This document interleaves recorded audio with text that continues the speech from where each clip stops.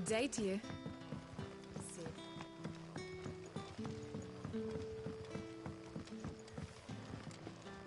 The crystals we get from the tail are all but worthless. And we had to dig a new cellar. Ah, Clive. Your timing is exquisite, as always. I have a concern which you may be able to assist me with. Go on. There are whisperings afoot of shadowy figures having been sighted outside the village. Rustlings in the undergrowth, suspicious noises.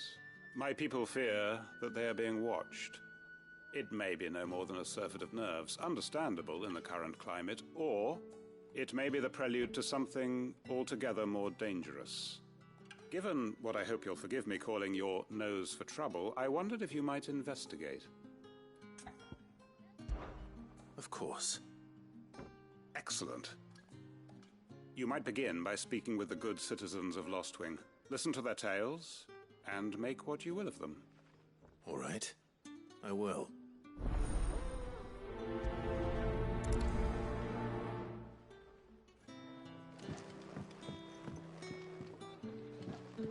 Right. Let's see what the people of the village have to say.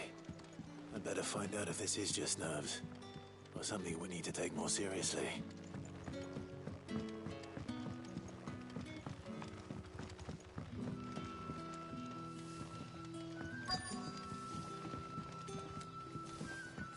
What do we do now? You alright, Sid? Something on your mind? There is actually. Can I ask you something? Quentin tells me people have mentioned shadowy figures out in the woods. Have you noticed anything unusual? Oh, that. No, sorry, can't help you. I heard the rumours, mind, from the lads working over at the vineyard, but none of them has seen anything either. All right. Thanks anyway.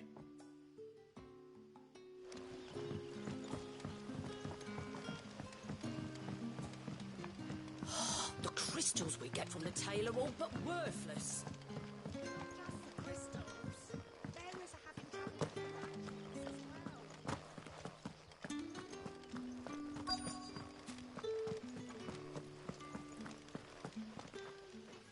Do you have a moment? There's talk of suspicious figures in the woods. Have you seen anything out of the ordinary? No, but I've heard something. Sound of scraping metal, like someone sharpening a sword. Where was this? In Lorbert's Pass. Was out foraging for herbs when I heard it, screeching out from between the trees. Ran back here as quick as my legs would carry me, and I ain't been back since. I see. I'll look into it. Thank you.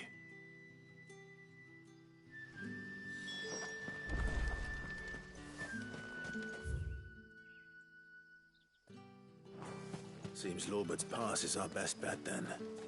What do you say, Torgal? Shall we go and investigate?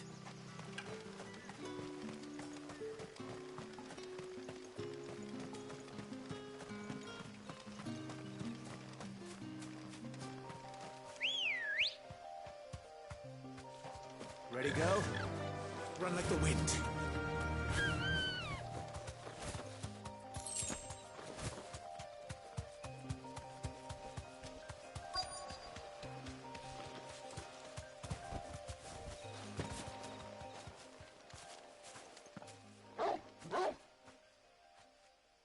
You there.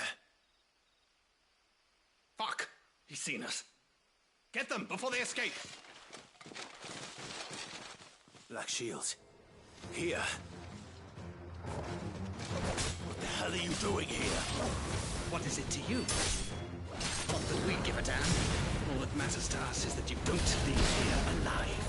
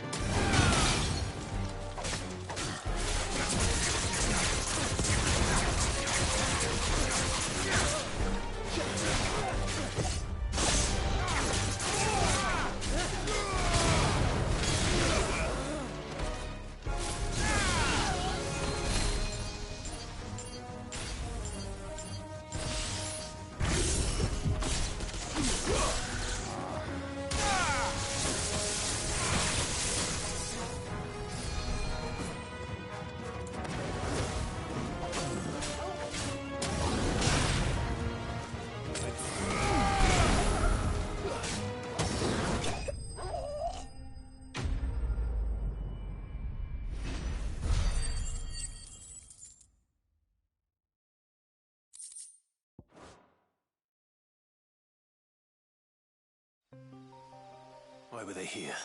Were they planning an attack on Lostwing? I need to warn Quentin.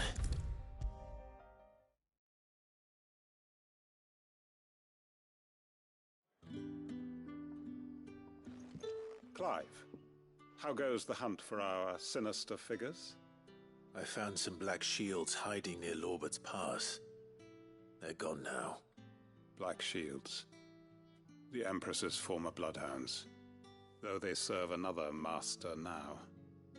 One who means to root out and destroy both me and those I care for. And it would appear the pack has finally caught the scent of its prey. Damn it all.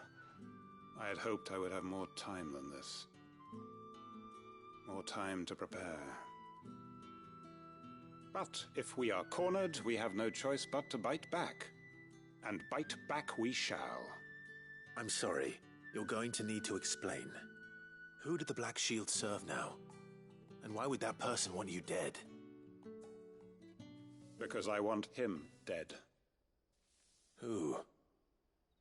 The former Lord Chief Justice of Sanbreque.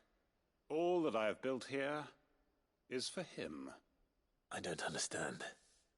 Why him? Why Lostwing? I suppose it is better that you know the truth. I was a member of the judiciary once. So sickened was I by the injustice of this world, I swore to fight it. And fight it I did in my own small way. I saw more than a few corrupt officials condemned to the very cells into which they had thrown blameless innocents.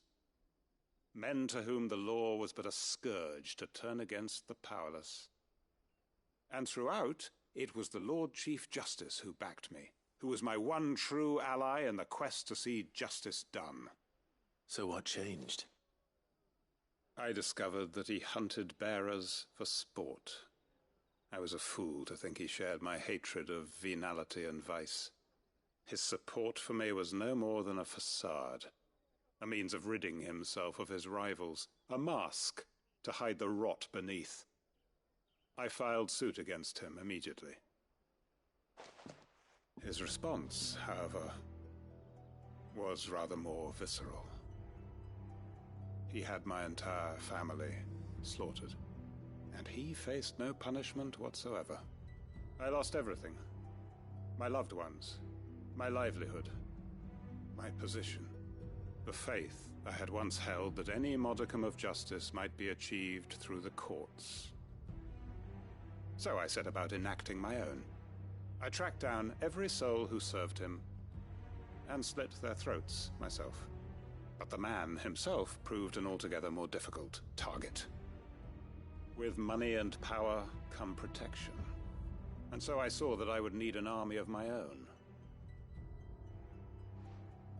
I came here to Lostwing and began recruiting like-minded individuals. And everyone here knows this is why you do what you do. Of course. They too have lost loved ones to the bearer hunts. Seen faultless friends sent to the gallows to spare the guilty. All under the watchful eye of the Lord Chief Justice. Our wounds are the same. And our cause is the same. We are comrades. And our revenge is already in motion. We know where he hides, how numerous and well-trained his guard. What we did not know until now, however, was that his plans may already be in motion too. Quentin. Our time is short. He may move against us at any moment, unless we move against him first. My friends and comrades, it begins. Make ready for war.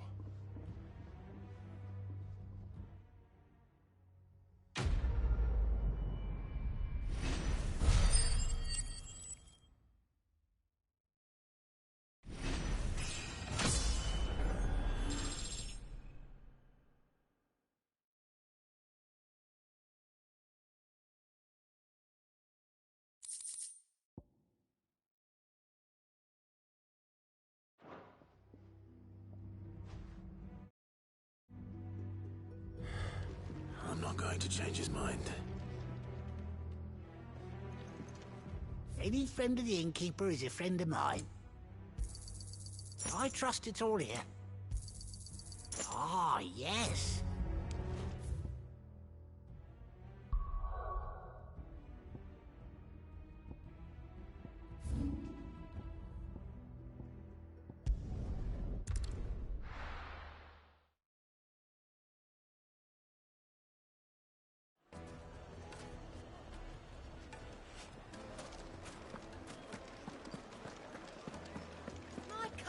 The most fragrant herbs and spices. Gone, just like that. And without so much as a by your leave. What's the matter? It's my apprentice. He up and vanished while my back was turned. I'd go and look for him myself, but I've got a bakery to run. A bakery that's now short one pair of hands. Loath though I am to rely on the kindness of strangers, I'm at a loss. Please, will you see if you can find him? I'll see what I can do. Do you know where he might have gone? I wouldn't be surprised if he was off somewhere mooning at Drake's Fang. He used to work there, you see. Poor fool left his heart in its hollow. All right. Then that's where I'll start.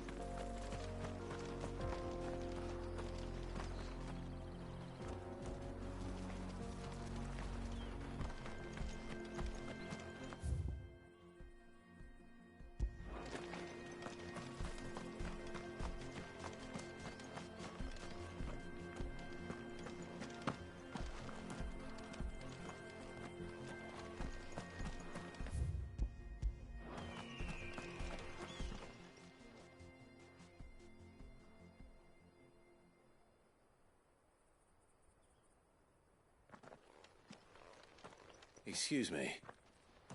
What do you want? The baker sent me to find you. I am a sorry, selfish sod, aren't I? Certainly not a baker. Master must have ruled the day he took me in. Time was the sight of the Fang used to calm my nerves. But now look at her. I take it you missed the Mother Crystal. I hated her, but she was all I knew. Worked her mines for years. And when she shattered, part of me shattered with her. I had to trade my pickaxe for a rolling pin, but I'm no good at baking. Every loaf I touch collapses. My bread's as hollow as I am. She was the only thing that could fill the hole inside me. Oh, I loved her, damn it. But now she's gone. She's never coming back. What am I supposed to do? I ask her. How does a shell of a man learn to live again?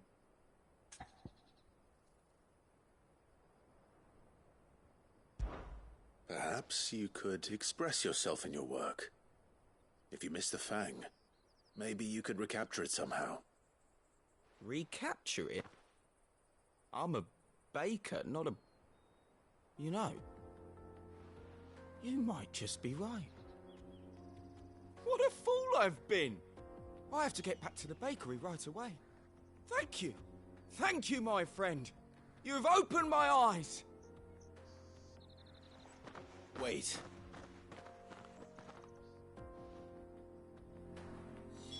Suppose he won't be needing an escort then.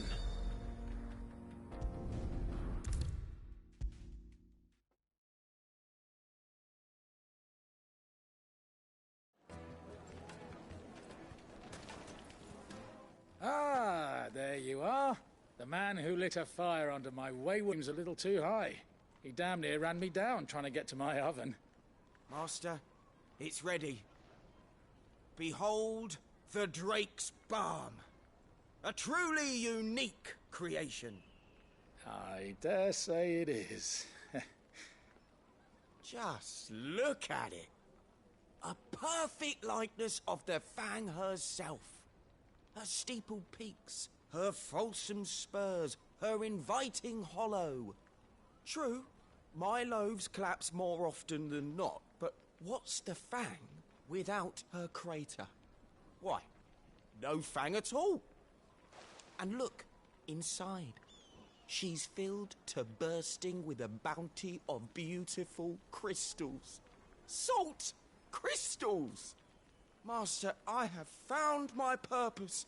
I must use my work here to preserve the memory of the Fang. Well, if it tastes half as unique as it looks, I'd certainly say you're onto something.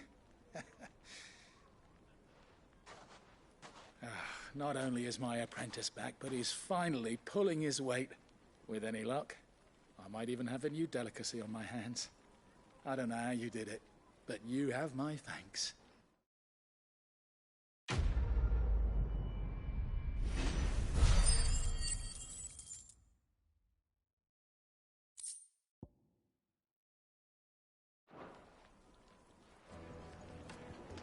Take a sniff, good sir. My carpets have pride of place in...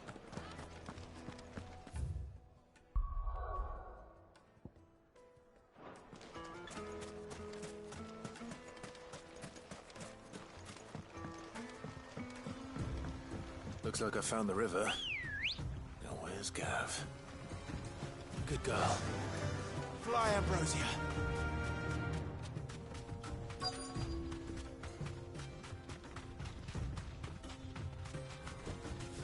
Thanks, Gal. Sorry to keep you, Gav. Better late than never. I've had a quick scout about, and I reckon round here's our best bet if we want to grab as much of this Stardust stuff as we can. Don't know what Blackthorn's planning to do with it, though. I asked over in Dalamil, and they seem to think it was worthless. But if Stardust is what Blackthorn wants, Stardust is what he'll get. There's plenty of this stuff lying about, just begging to be bagged. Then let's get bagging, shall we? We shall. Race ya.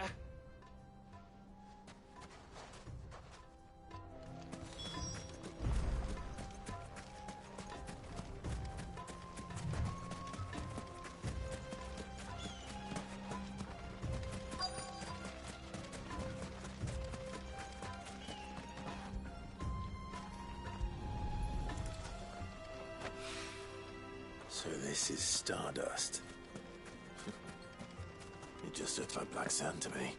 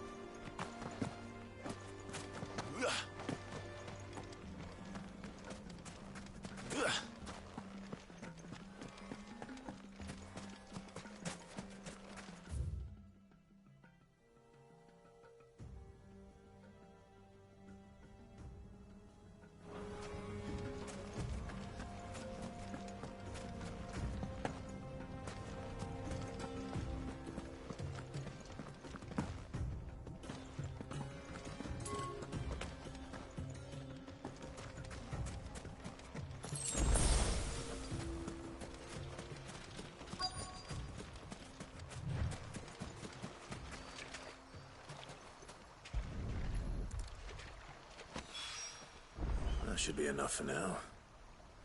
Let's see how Gav's getting on.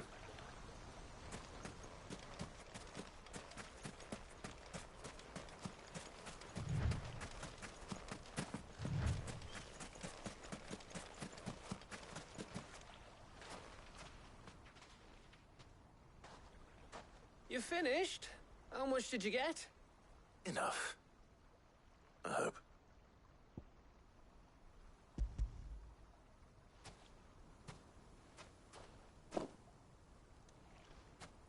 Oh, you win. That might even be enough for old Blackthorn. Hey, before we go, do you mind if we have a chat?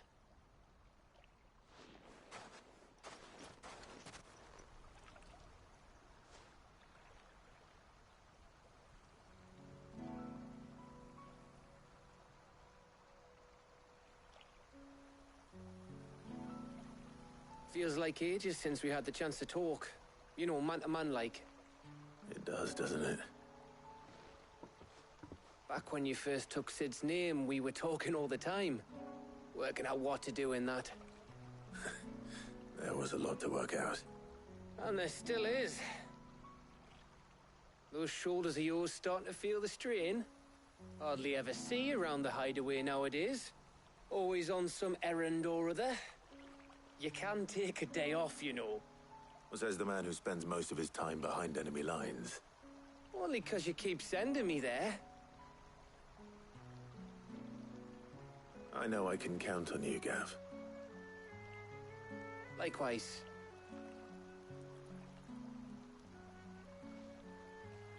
So you keep sending me wherever you need to, and I'll keep going. Safe in the knowledge that I have a home to come back to. Thanks to you.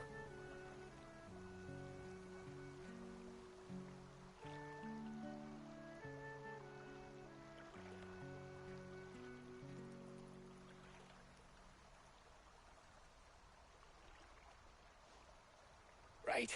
That's enough soppy shite for one day. We'd better get this lot back to Blackthorn before he slings his hammer at someone. You go on ahead. And try to get some rest once you're there. Oh, I plan to. Believe you me. After Blackthorn gets what he needs, of course.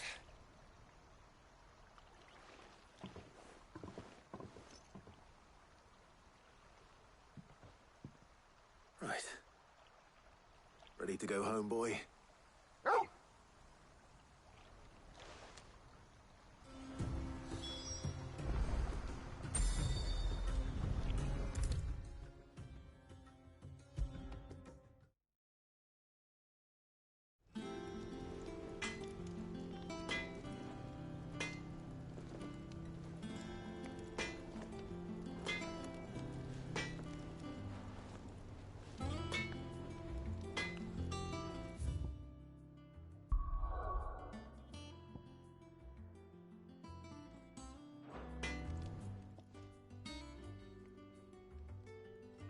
Blackthorn, got everything you need? Yeah. Yeah, I do. Cheers for the Stardust. Should be enough to be getting on with. We should go out on maneuvers together more often. You know, it beats sneaking around on your Todd all the time. I'll make a start on putting this thermal plating together then. It'll take some time, mind. So if you've got other things to be getting on with, I could do without you breathing down my neck. Thank you, Blackthorn. I'll let Mid know construction's underway.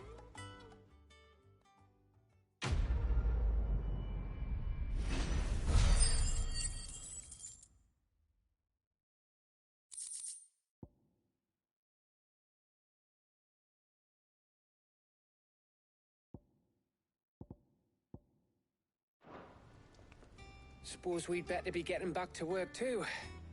Give us a shout if you need anything.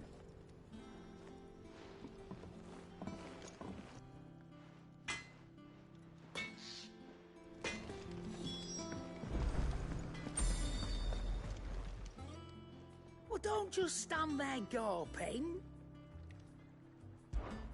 If you're gonna buy something, be quick about it.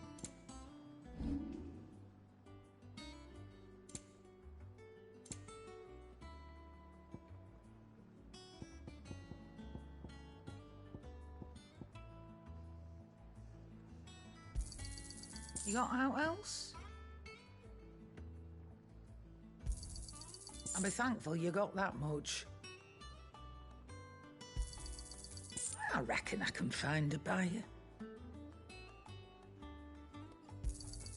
I'll be thankful you got that much.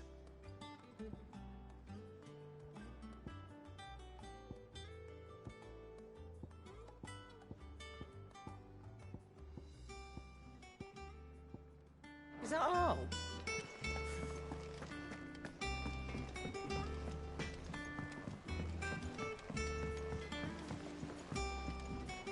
I went up to give some greens to the chocobo, and do you know what it did?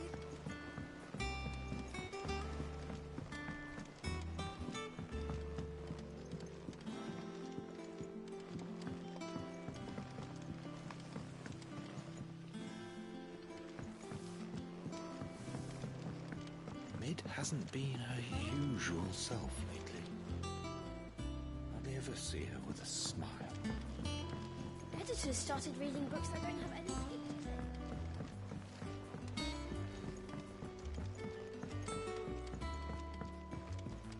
If I don't come up with something soon. You'll be pleased to hear that Blackthorn's started work on the plating. Excellent. 1 down, 2 to go. So, what's next?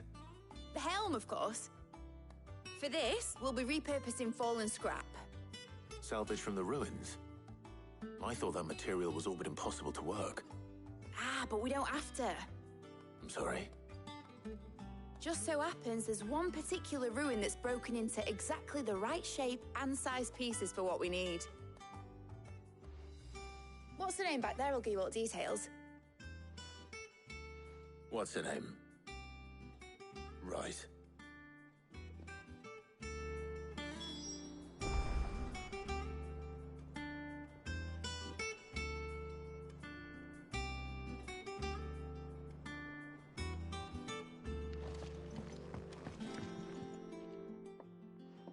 Oh, Sid, is this about the helm? Yes. Mid said I should speak with you. I'll show you the plans then. Here you see the mithril engine, in which mithril is burned to generate heat. That heat is then harnessed to produce motive force. Excess heat is dealt with by means of the thermal displacement stack, which disperses it into the surrounding air. Now, were we to rely on thermal plating alone to achieve this effect, the rate of excess heat buildup would far exceed the displacement coefficient of the plating. In other words, the reactor would overheat and eventually explode. This is where the helm comes in. It connects to the plating, you see, and serves as a sort of thermal sink to absorb all that excess energy. Our experiments have shown that fallen ceramics are remarkably thermophilic. They can withstand and absorb levels of heat far above anything we are able to make today. And not only that, they're also waterproof and immune to rust, making them the perfect material for our protective hood. Why, if sea or rainwater were to enter the reactor proper, it would vaporize instantly. The forces produced would tear the ship from stern to... You can stop there. I understand. Mid said we might be able to use parts of a fallen ruin. Where would I find it? Ah, yes. It's in Lorbert's Pass, near Lostwing. The thing is, well, I probably should have arranged to have the pieces we need brought here sooner. You see, a certain unwanted visitor has taken up residence there. It's no longer a matter of just walking in and taking them. It's, going to be considerably more dangerous than that. I see. Then I suppose I'd better deal with this unwanted visitor for you. Would that help? Oh, very much. Thank you, Sid. I'll gather my team and head there right away. We'll meet you outside the ruins.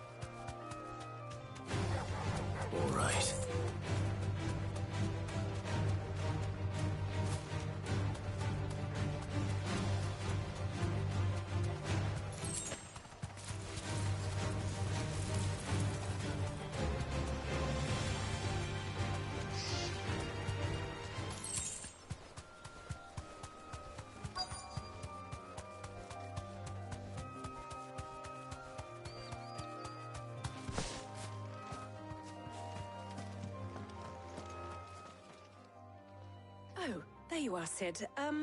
Thanks so much for coming. The, ruins are just over there, as is the creature I told you about, I'd imagine. Would you mind? Of course. I'll be right back.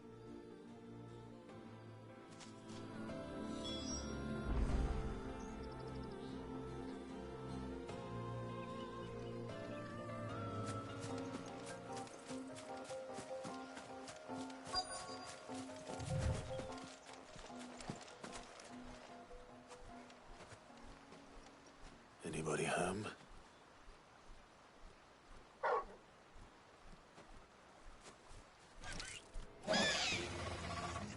This must be our unwanted visitor. Time to go.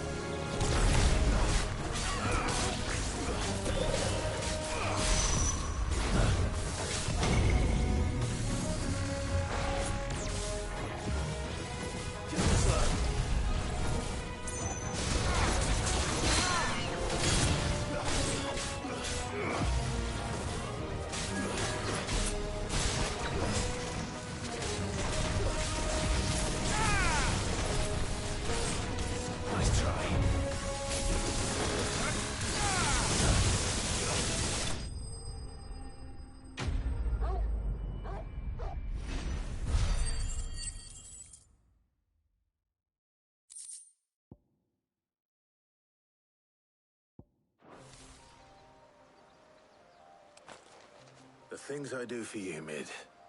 Sid! Oh, thank goodness you're safe. You shouldn't have any trouble now. Indeed. Well, don't let us keep you. We'll, see that everything is transported safely back to the hideaway. All right. I'll let Mid know you're on your way.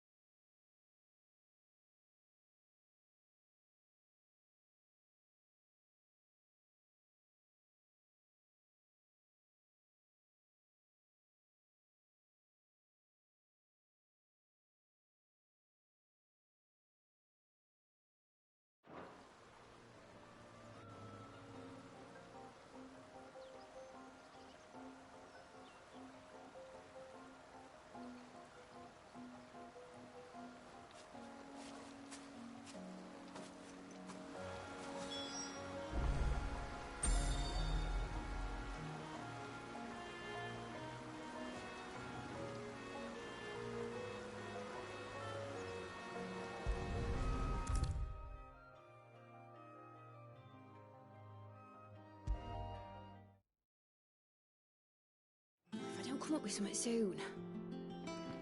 Mid. Helena has recovered the material for the helm. She'll be along shortly. Excellent. Another job well done. And just one remaining. Right. Right, the shielding. This one's a bit of a bugger. How so? The plating's enough to stop the engines going pop, but those things will still be spitting out enough fire to set the rest of the ship ablaze. Which is why you need proper shielding. A prison for the dragon's breath that's blazing away inside. I thought a triple thick layer of tempered steel might do it. Or more of the stuff that the Fallen use, but they'd both be too heavy. The helm and the plating are bulky enough as it is. Add any more weight and the whole ship would be at the bottom of the briny before we'd even started. I need something light. But I've racked my brains and I just can't think what would do it.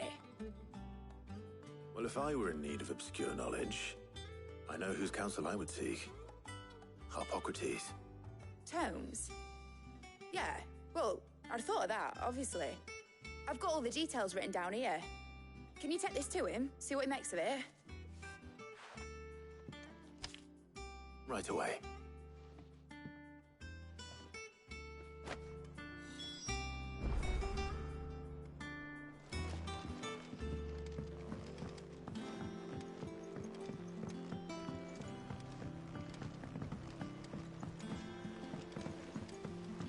Editors started reading books that don't have any pictures in.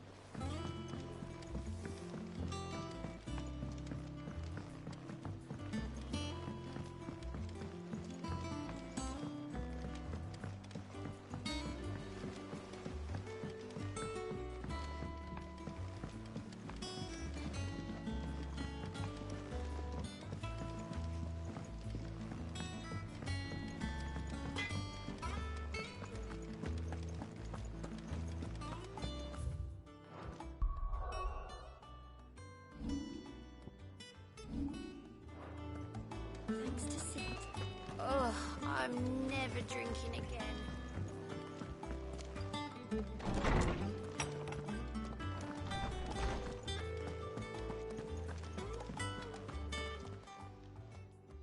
Harpocrates, do you have a moment?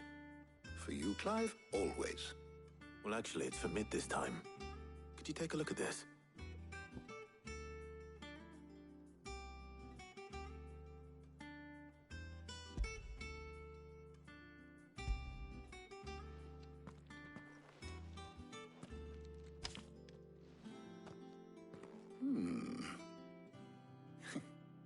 Shielding for a mithril engine? Whatever will that girl think of next? And what are these notes around the edges? She has some specific requirements for the materials. The shielding needs to be able to resist extreme heat on the inside, and yet remain cool enough on the outside not to set the ship alight, while also being light enough not to sink it. As you can imagine, she's struggling to find anything that meets her needs. I see. I wondered if you might know of a solution, or if you might be able to search the records for one. Perhaps it is not a different material she requires, but a different approach. What do you mean? Consider the lake we have made our home. Its blighted waters eat away far more quickly than fresh water or even brine, at timber and steel alike. And yet, we have made a home here from those very materials nonetheless. We have. But Bardolph must varnish every board twice over to keep it from rotting. And Obelus complains that without a constant supply of pitch. I see. Early Gregorian histories speak of a preparation known as moon dew. It is said to be able to resist even the most ferocious flames. Before the dragoons tamed the worms and wyverns of the realm, nobles would daub their castle walls with it in order to guard against dragonfire. So if we could recreate it... It might be applied to some material or other in order to provide the protection Mid requires. As to how best to apply it and to what material, perhaps Bardolph and Obelus might be of assistance. I shall speak to them and see what wisdom they might have to offer. If you would be so kind as to procure the necessary ingredients, I shall discuss the specifics of how it might be most effectively put to use with our two friends. The knowledge of the past may yet prove useful to we of the modern era. Thank you, Harpocrates. And since you're asking others to help you, perhaps I should too.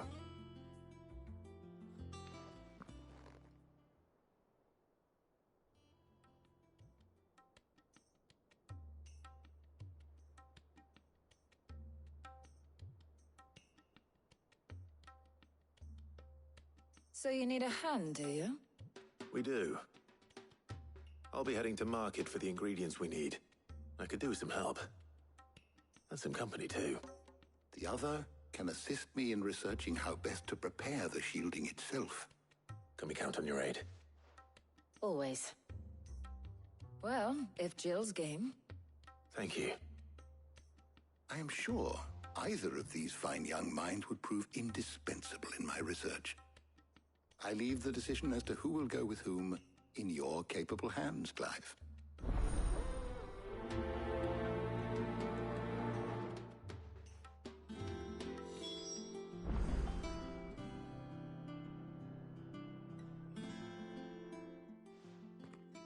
So, Clive, have you made your decision? Who will accompany you on your little excursion? Very well. So then, what do we need to find? I have taken the liberty of preparing a list. Here. White chocobo eggs. Pepio nuts. Are you sure this list is right? Everything on here seems very edible. I would have thought the ingredients would be a little more exotic. Though these items may seem mundane, they have potent effects that are rarely exploited, effects for which they were once highly prized. So much so, in fact, that they were harvested almost to extinction, hence moon dews having fallen from favor. Now, of course, they can be obtained with ease. You should be able to find everything you need at the market in Northreach. Is that so? I've been meaning to visit Northreach anyway. I'll set out now. Join me there when you're ready. I will. Until then. You two enjoy yourselves. You too, Talia.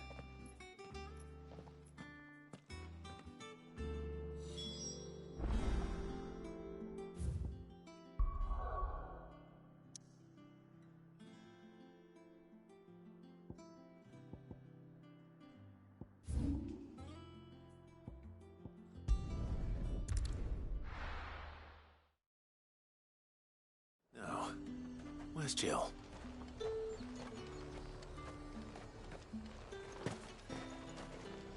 Do you see anything you like?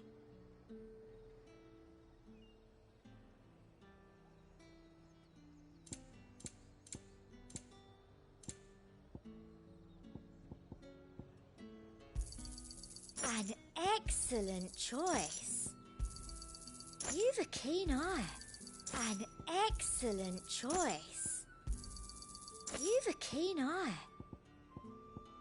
And a fine, fine day Keep to them you. pilchards nice and chilled. Are those Pepio nuts? How goes the hunt for ingredients? I've only just started. I'm sure everything we need is somewhere amongst all these stalls, though. Why don't we split up and see? We'll take a couple of ingredients each. All right. What am I looking for? How about you look for the Pepio nuts and some garlic? I'll find the other things we need. We can meet by the gate when we're finished.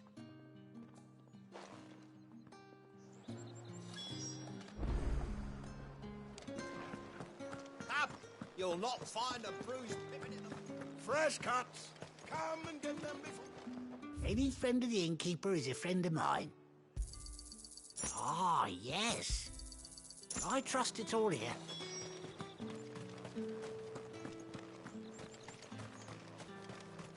How the hell is anyone... Oi, don't touch anything.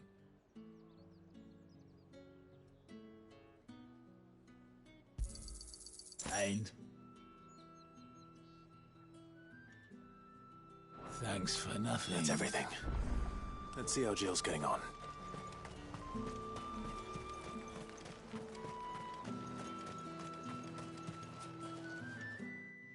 Did you find everything? I did. Here.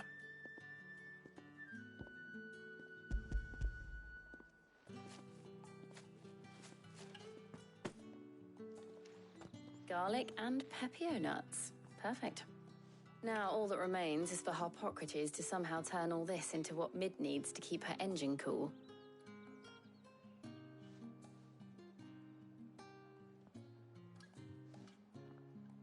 But before we head back, would you walk with me a while?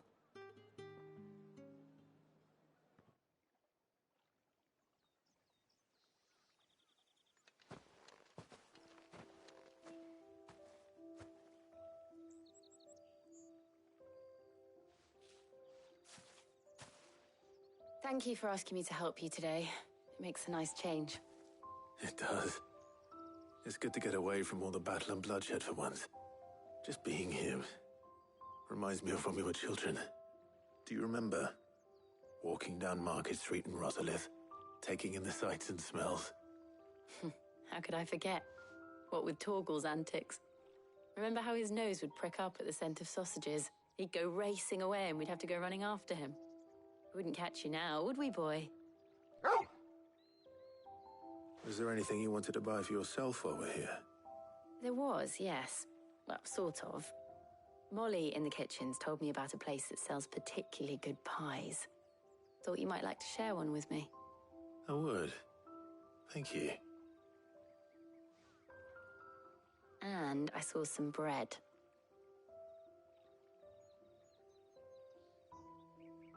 Big white cobs like the baker back in Rosalith used to make. What do you think? I thought we might get some soup to dip it in. But then I tried a slice of the butcher's dry-cured ham and it was just... oh. You all right? Sorry. It's just... you're right. I really do feel like a child again being here with you.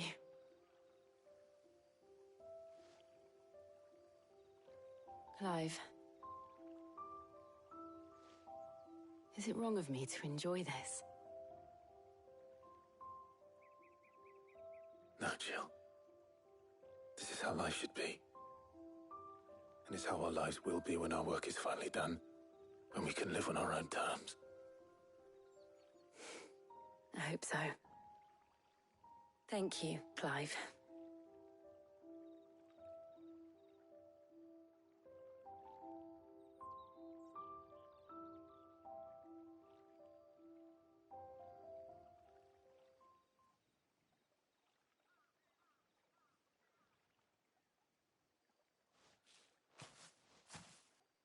Well, I suppose we better be getting back. I need to give these ingredients to Harpocrates and Talia. I'll see you at the hideaway. Take care. I will. You too.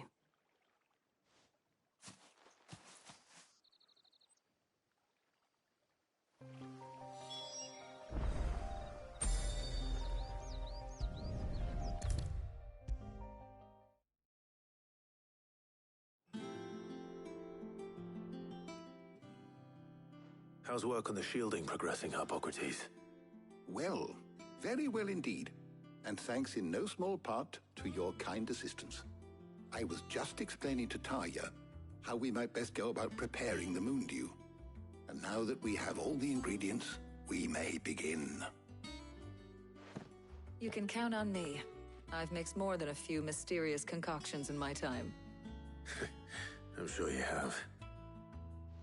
What about the shielding itself? Work is underway, under the watchful eyes of Bardolph and Obolus. Apparently, it'll be ready soon. Thank you. All of you.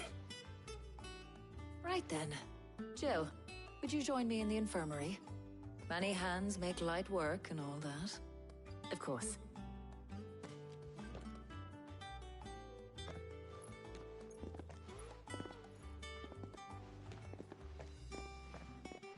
Oh, and Clive, thank you. It was nice just being with you.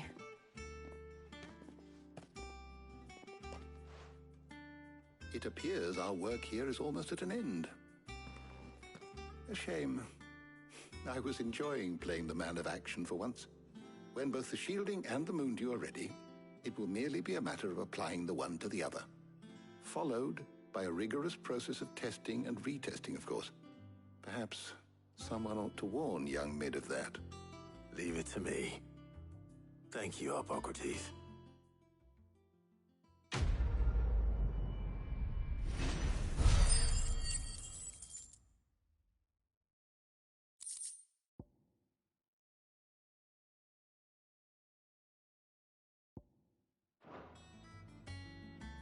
Well, I'd better go and give Mid the good news then.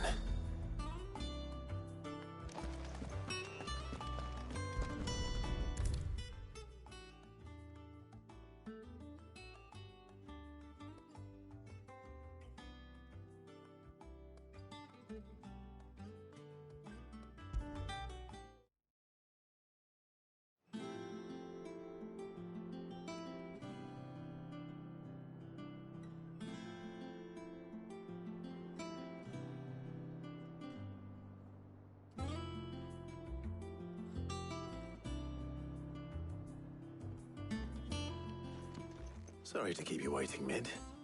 But you'll be pleased to know that work on the shielding is underway. You found something for it?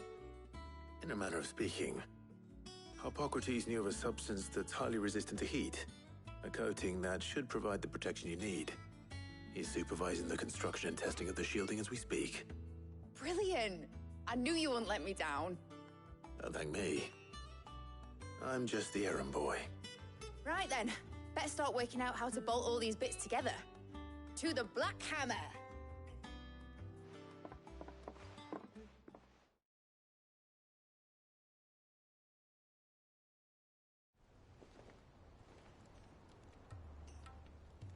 You know, when I got into the smithing game, I thought I'd be making swords and shields, not thermal bleeding didgeridoo-dahs. Displacement stacks. Same difference. Whatever you call it, I ain't putting it together in here. It's cramped enough as it is. Let's take this outside. Mid, you get all the parts lined up on the deck. I'll take care of the rest. On my way! Oh, and bring me the biggest hammer you can find. This is gonna require some precision walloping.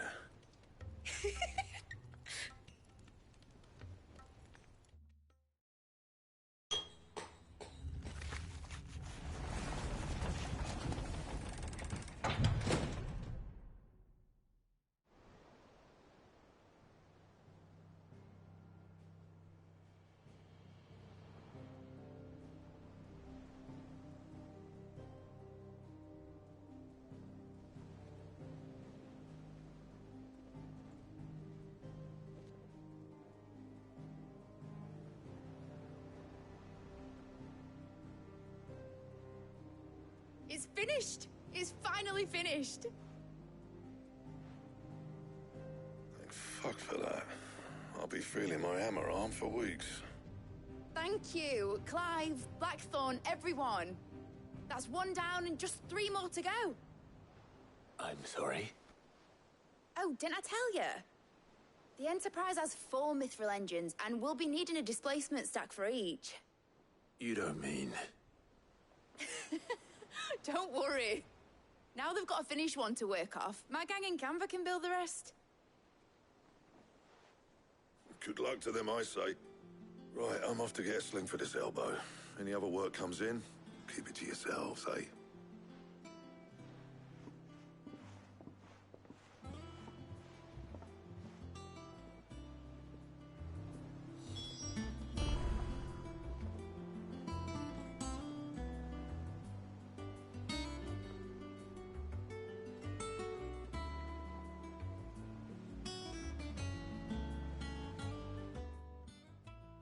What's the matter? Nothing. Just daydreaming. Thinking about the Enterprise sailing off over the horizon to shores unknown. Searching for a land untouched by the Blight. Just like me and my dad planned. So if the worst came to the worst and every scrap of soil in the Twins turned black, we might still have a chance. That's what she was meant to be. You see, one last chance just in case we needed it. But now she's so close to being finished, I've realized I don't want her to be that. I don't want her to be just a lifeboat for us to cling to if things get desperate. I want people to sail aboard her by choice, not from the lack of it. In a world where we're not just trying to survive, but where we can actually live. I'm working on that. And I'll do everything I can to get you what you want. Don't you always? All right. My mind's made up. As soon as the Enterprise is fit to sail, I'm putting her under your command. Sod our plans, I'm trusting in yours. Are you sure about this? Something tells me it's what my dad would have wanted. He'd be proud of you. You were gonna visit his grave, weren't you? I was. And you can come too now that your little project is finished. Right. There's just one thing I need to finish up first. Won't be a mo. All right. I'll let Otto know you're coming. Meet us in the mess when you're ready. Aye, aye, Captain.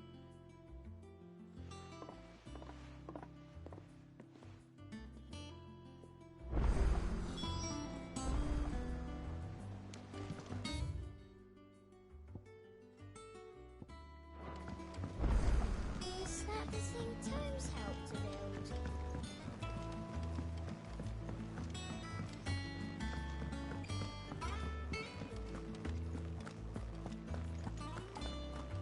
He cracked the crystal too? You're joking.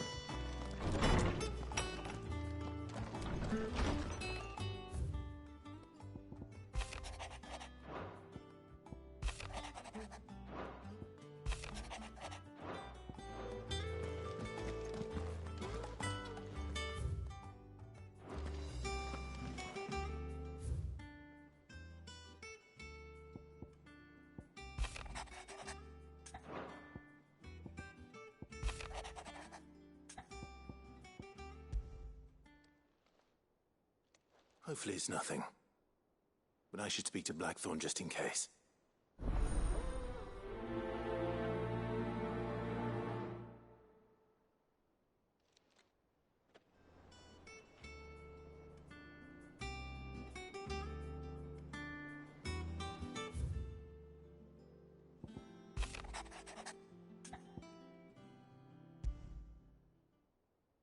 What could be wrong with Torgor? He seemed well enough when I last saw him.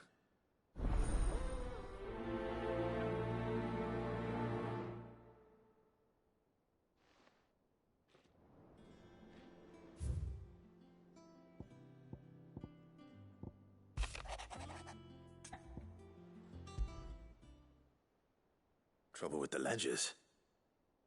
Shouldn't he be asking Otto for help?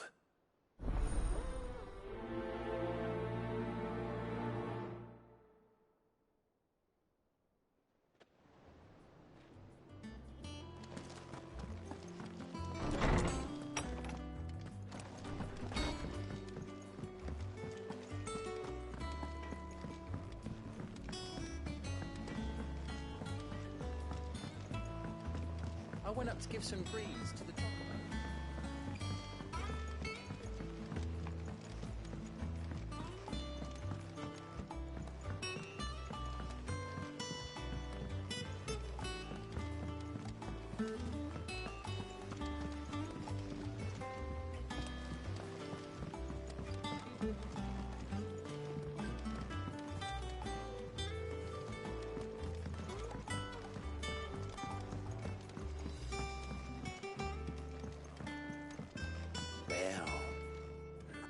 Here, Sid. Reckon you might be just the man to help me out of a bit of bother, if you've a mind to. Let's hear it. Well, it's about this alembic the chief's got me making. Lovely bit of kit it is. Bung in a solution you want splitting, and it'll separate it out, just like that. Problem is, it won't always get rid of all the impurities. And with some of the stuff we need it for, that ain't good enough. Which is why I've been looking for something to filter the liquid we'll be cooking off. And that's where I was hoping you could help me out.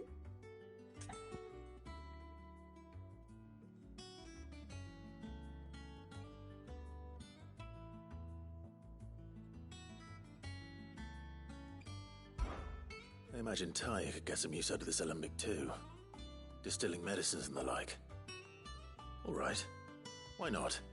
Proper job! So what exactly do you need for this filter? Nothing but bomb ash'll do, says the chief. Gave me a sample she'd obtained from the university stores. Couldn't believe my eyes. You pour the blackest blight water through it, and it comes out clear as a mountain stream. So, I did a bit of reading about where I might be able to get hold of some. And do you know what I found out? It's only the blimmin' bones of a bomb king. They leave them behind when they die, see? I take it that's where I come in. If you wouldn't mind. I saw a billet on the hunt board for one just the other day. Would have gone myself, but, well, fighting dirty great balls of flame ain't exactly my forte. You, on the other hand... All right. I'll see what I can do. Thank you kindly. And good hunting, eh?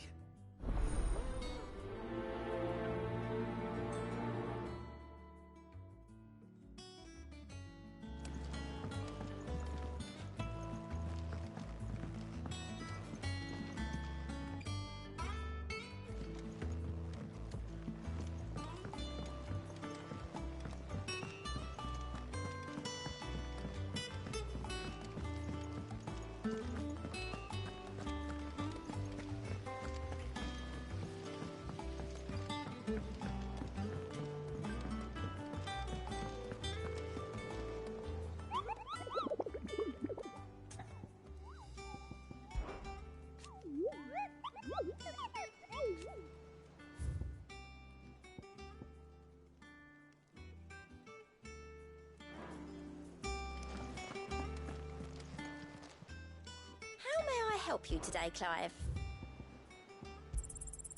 Here you are. Come again. I may have more for you. Clive, did you get my letter? That's why I'm here. Shh. Otto might be listening. Is this better? A little. Listen. I've some bad news. It turns out the Hideaway may be slightly behind in its payment to certain lenders, and it may be my fault. But I swear to the goddess, I thought I had the numbers square. Sadly, that square turned out to be more of a circle. 0, you might say. I can straighten it out, I swear, but it's going to take some time, and I'm going to need help keeping it from Otto. Bit late for that, I'd say. There you are! What a surprise! So let me get this straight. You forget to pay our lenders what they're due, and instead of coming straight to me, you get Clive to come to you. And I will dig you out of the hole you've dug for yourself. Clive, the man in charge of the place you've been cheerfully trying to bankrupt. And you thought this was a cunning plan. Why? Well, who needs paying? Oh, just Martha. And the dame. And, well, Lady Karen. But only 500 talents. We owe 3 of our most trusted friends 5 million gil. Each. 5 million each. They lent us the bulk of the money we used to rebuild the Hideaway, you see, and, well, I must have made some sort of oversight. Those ledgers were my responsibility, and it was my decision to entrust them to you. This is my fault. Do we have that much to hand? I can always ask my uncle. No, we don't. And no, you won't. We've lightened Lord Rosfield's purse enough. After the king's ransom we had off him, he deserves better than to see our begging bowl. Besides, we'll need to learn to stand on our own if we're gonna make this work. All right. But that doesn't mean you have to shoulder the burden yourself. Is there anything I can do to help? There might be. How'd you fancy taking these to Martha and the dame? Rocks. Rocks, he says. Worth 1,000 talents apiece, these are. A little something Sid and I set aside for when times got lean. And I reckon 15 million in overdue debt probably qualifies. I just hope our associates' eyes are a bit more discerning than yours. I'm sure there will be. Should be me making the rounds, really. But you know how it is with this place. Orders to bark, arses to wipe and all that. I know. Which is why I don't mind going in your place. Go. Do you know why I only gave Master Clive here 2 star rubies? Because you'd rather Lady Karen killed me. Because I'd rather Lady Karen killed you. Yes. Well, I suppose this is goodbye then. Don't worry. I'm sure Karen will understand. Really? Do you think so? No, I don't.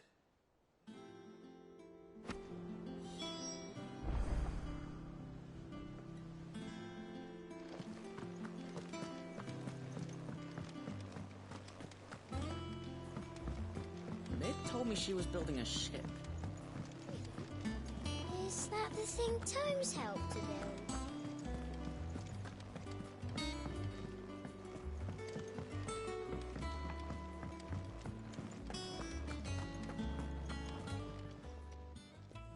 I got your note. You think something's wrong with Torgal? So you can read. Congratulations. But I didn't say I were wrong with him. I said something weren't right. He's not been eating me treats. He used to love cracking the bones from Molly's boiled brown, but now he won't so much as look at them.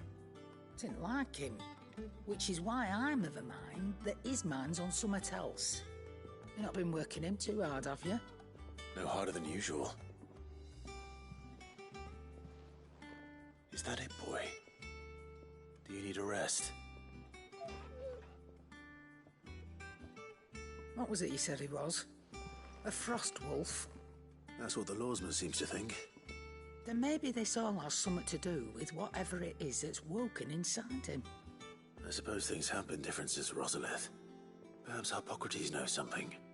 Instead of everything, you mean? Perhaps.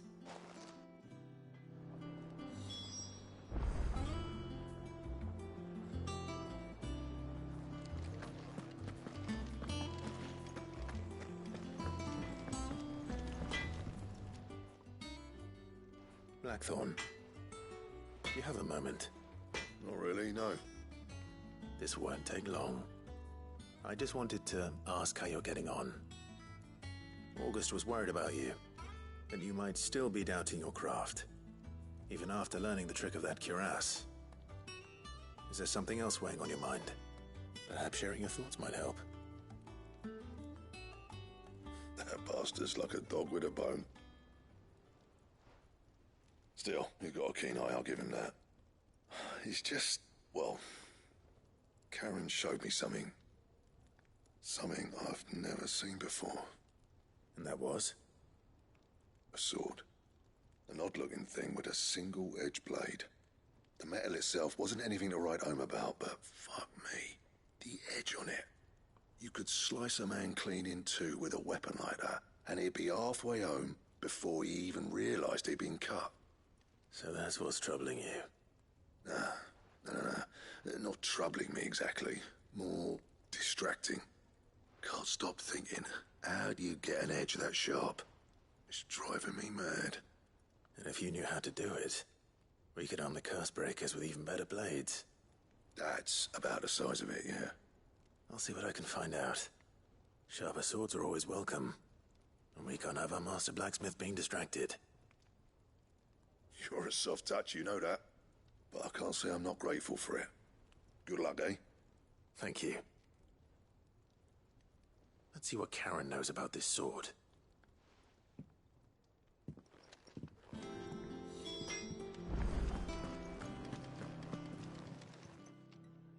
You're looking well, Karen. What do you want? Out with it. I want to know about the sword you showed Blackthorn. Single-edged and extremely sharp. Running around after him again, are you? I suppose I am, yes. But I need to help him find out how to work an edge like that. It's driving him to distraction. Little wonder, I suppose. There's not many like that make it as far as the twins, and those that do go straight into private collections. Which made it nice and easy finding a buyer. Can you tell me who bought it? Where is it now? You think I tell people who my clients are? Suppose you're not likely to go nicking him off me, are you now? Fine. If you stop mooning at me like that. Lord Ignac's the man you want. Delmechian bloke. Collects weapons and the like. And he's got more money than sense, which is why he's one of my favourite clients. Reckon he'll still be at the inn in Dalamil, where I left him. Thank you, Karen. Oh. And touch eccentric, if you take my meaning. I appreciate the warning.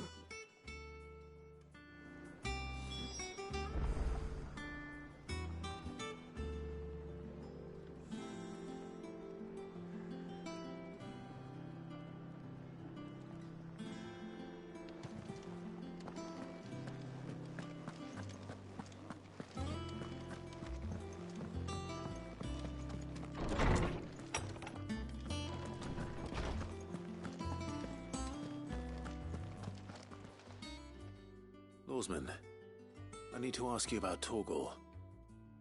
Something's not right with him. He isn't ill, is he? I don't think so. But according to Lady Karen, he seems to have lost his appetite, which is certainly a new development. She says he's hardly been touching his bones of late, and she believes it may have something to do with what happened at Rosalith Castle. I rather think she might be right, though not about his appetite. All canids are instinctively inclined to crack open bones for the rich marrow that resides within, and I see no reason why a frost wolf should be any different. Accordingly, I suspect it is not a lack of appetite that afflicts Torgal, but a surfeit of it. If we assume that his newfound magics require additional nourishment to sustain, it may well be that the bones Lady Karen is accustomed to providing are no longer sufficient. Frost wolves, after all, habitually prey upon far larger animals, whose bones may yield altogether different nutrients. As to where one might find a suitable substitute, some antelopes that graze the meadows of eastern Rosaria have been known to grow to a size more than double that of their lesser cousins. I don't recall ever seeing any that large. And little wonder. The oldest and largest such creatures rarely leave the safety of the highlands for fear of predators. The last elder antelope sighting I recall hearing about took place near Cressida, and that was long before the village was abandoned. Even so, it seems like a good place to start. Good hunting, Clive.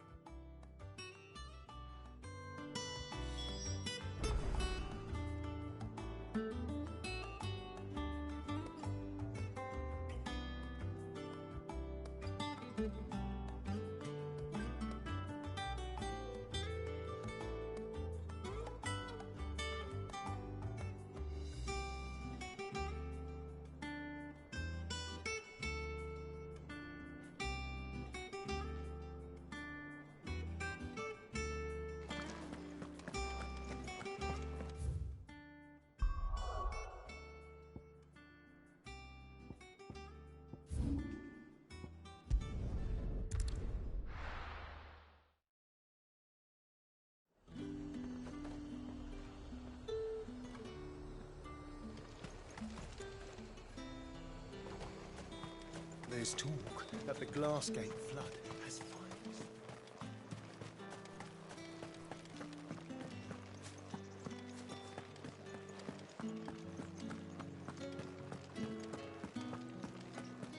Did you hear?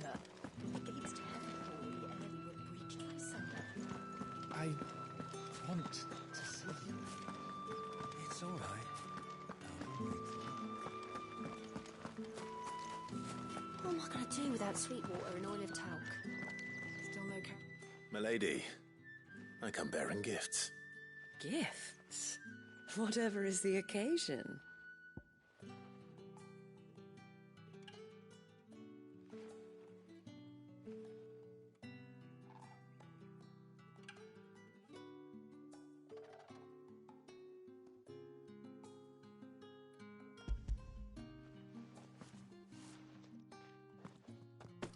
Oh my. Clive, you really have outdone yourself. Otto asked me to give it to you. To settle the Hideaway's debt with the Veil. And to compensate you for the time it took us to do so. You disappoint me, Clive. I thought you might finally be warming to me. Tell Otto he can keep his baubles. I tried to tell him as much the first time around. The man owes me nothing, nor does the Hideaway. My contribution to the restoration effort was made freely and willingly. It was the least I could do. You once told me Sid did you a kindness. I'd like to do the same.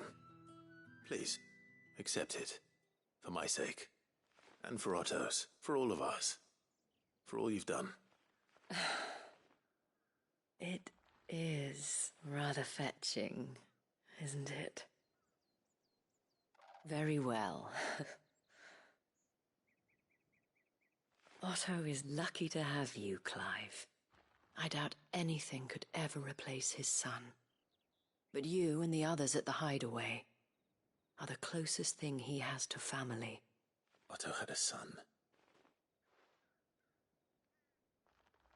Long ago, yes. Sid told me Otto lost him when he was just a boy, and blamed himself for not being able to stop it. I don't know how it happened, whether there was anything he could have done, but it was clear that it weighed heavily on him. I didn't know. How could you have? I doubt anyone did. Besides Sid, I've never met a man more keen to bear his sorrows in stoic silence. An ill habit, given that both have always been surrounded by friends desperate to help them. I'm beginning to see that.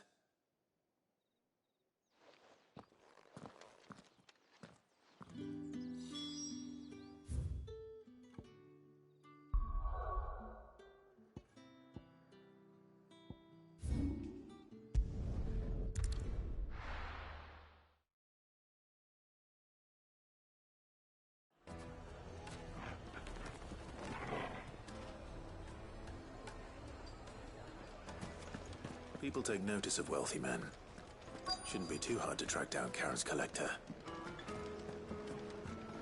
They're saying Drake's fang is gone. The whole mother crystal gone. What are we gonna do?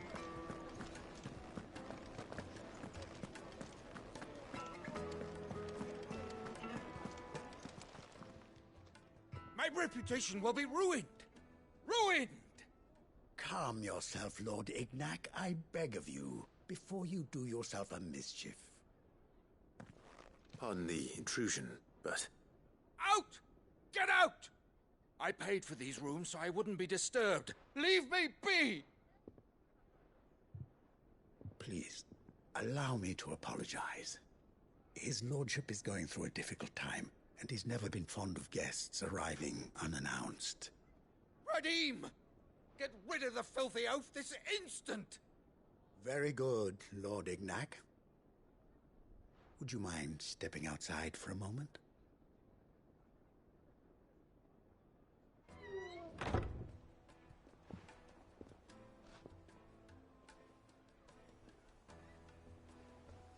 I'm sorry if I've caused you any trouble. That? Oh, no. That's just how his lordship is. Though the morning's events have left him somewhat fractious. He's been dispossessed of his luggage, you see. The thieves also made away with a considerable amount of coin. Coin the innkeeper will soon be keen to collect. I don't suppose a certain blade was among the stolen items. A single-edged sword. It was purchased from a merchant friend of mine. Ah, you know Lady Karen. Yes, I'm afraid it was. Then I'll retrieve Lord Ignac's luggage. But I have one condition. You have but to state it. You are welcome to anything that is within my power to grant. I want an audience with Lord Ignac. A few minutes should be enough. Then I'll be on my way. A condition I would be a fool to refuse. Of course, you shall have your audience. I don't suppose you saw where the thieves went? I did not, no. Though some discreet inquiries made on his lordship's behalf mean that I know where you might find them. The bandit's bed. Every ill-gotten coin in Dalamil is said to pass through that disreputable corner of the Valcroy. And that's where I'm heading.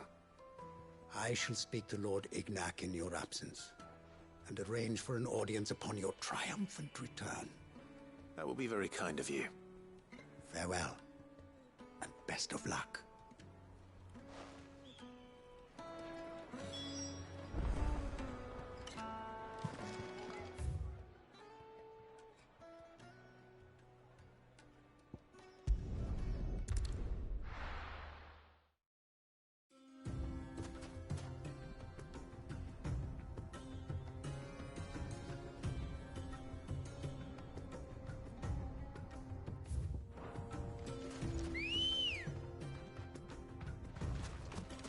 Good girl.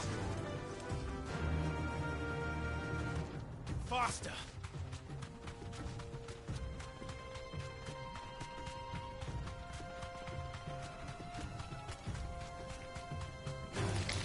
All right.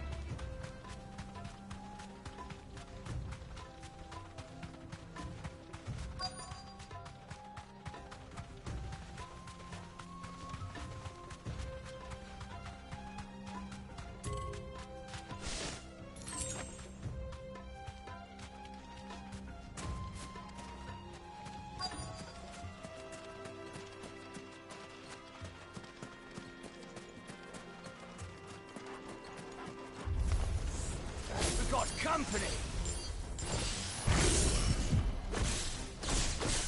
Come on, lads, let's tear the bastard's head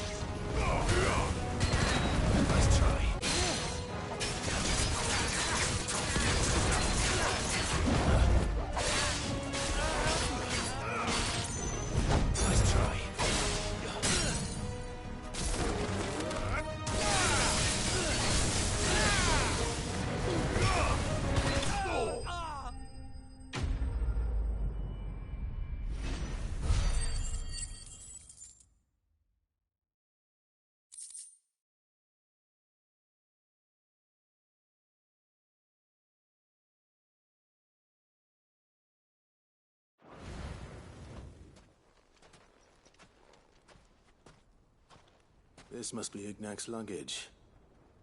Nothing seems to be damaged. All right. Let's get it back to Dalamel.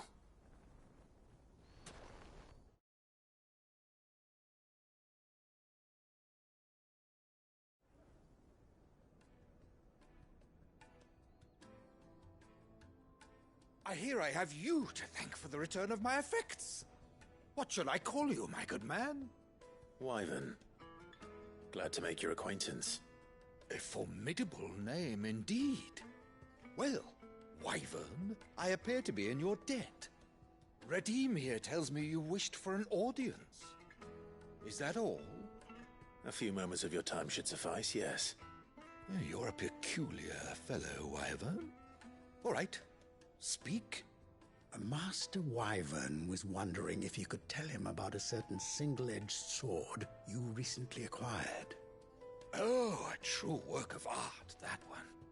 Karen drove me hard on the price, but I would have sold her Radim here to get my hands on that sword. It was made in the Outer Isles, far beyond the Twins, and is used exclusively by the practitioners of a unique school of swordsmanship. They believe no combat should ever exceed a single strike, and hone their blades to such perfection that none ever does. Each sword is made for that one perfect stroke, and for that stroke only. They crack upon a second blow. There's a brutal sort of beauty to it, really. But how do they hone such an edge? Fine question. Why, they use a whetstone, of course.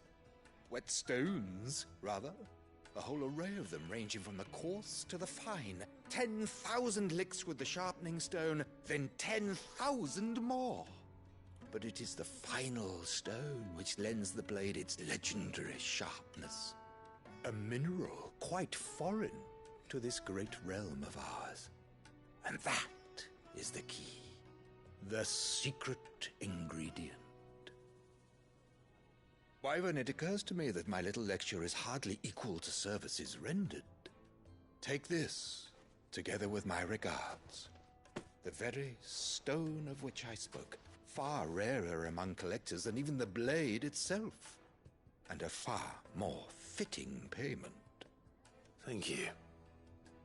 Pardon the intrusion, my lordship. However, it is long past time we prepared ourselves to depart. So it is. I am locked in bitter competition with a rival collector of curiosities. I am one step ahead of the unscrupulous scoundrel, but he is hard at my heels. Are there many other collectors out there? Too many to count, but only one do I consider my nemesis. Lord Byron Rosfield. And is a perennial thorn in my side. I can imagine. Farewell, Wyvern. May our paths cross again. Radim, we mustn't dawdle.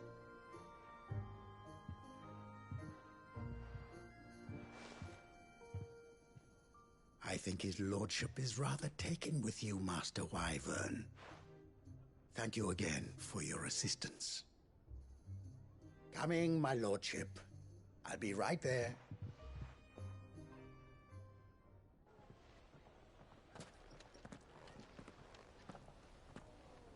Trust Uncle Byron to find such an interesting rival.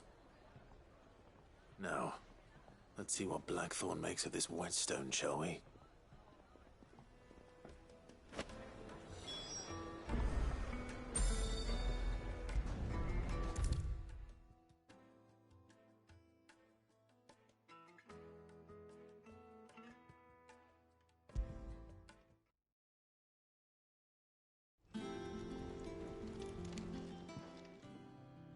Sorry for the wait, but hopefully you'll agree it was worth it. You learned something about that sword, then? I did better than that.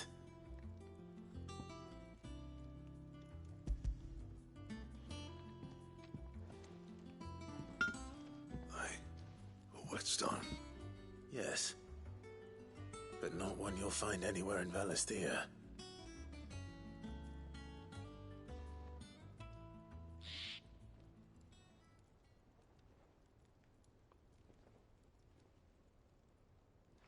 No wonder I couldn't get the same finish on the grinding wheel. One hit and all done, eh? Might not be so bad if all you ever fought were duels. Good luck on the battlefield. Your second opponent would be your last, no matter how good you were. Even so, is there some way it could be used to give the curse breakers an edge?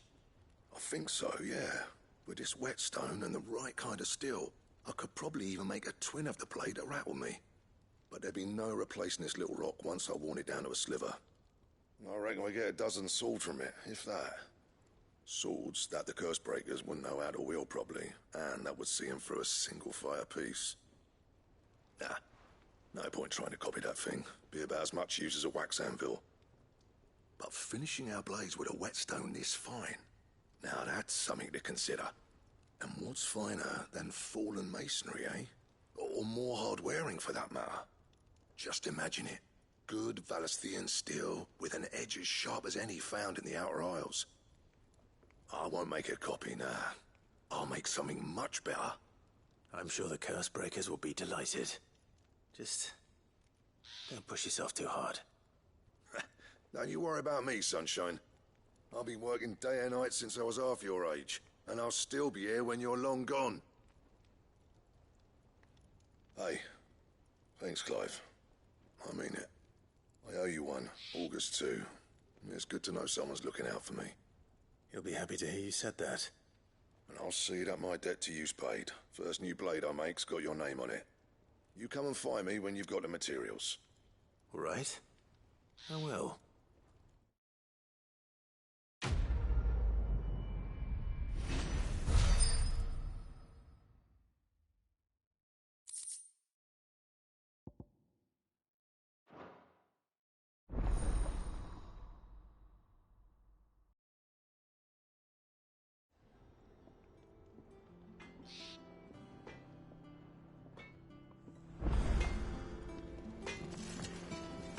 Clive.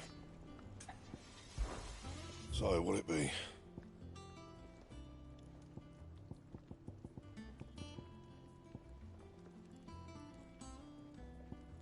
Anything else?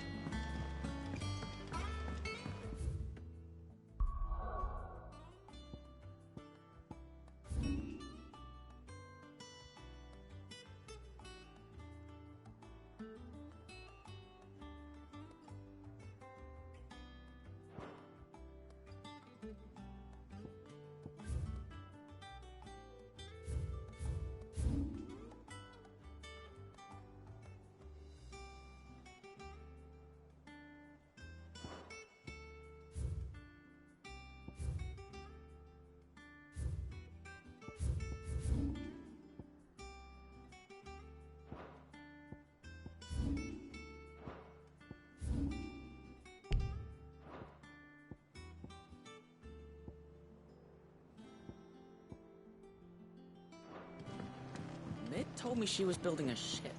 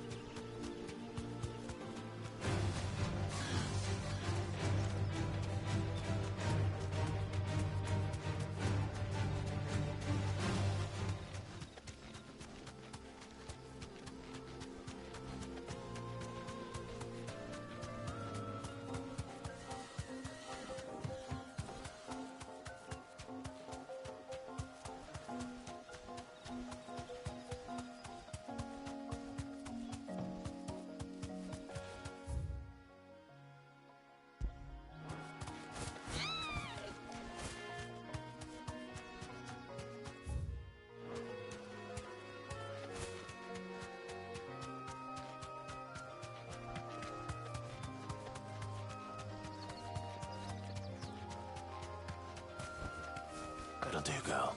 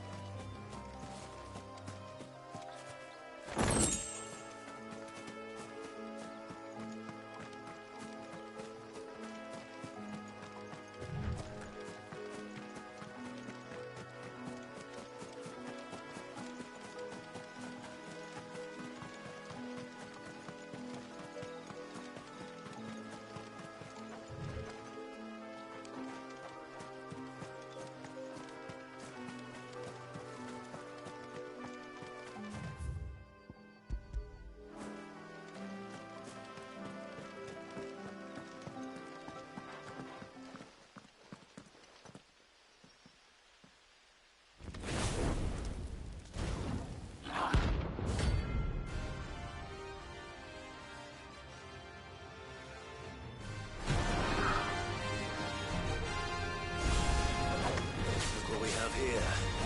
Greetings, Your Majesty.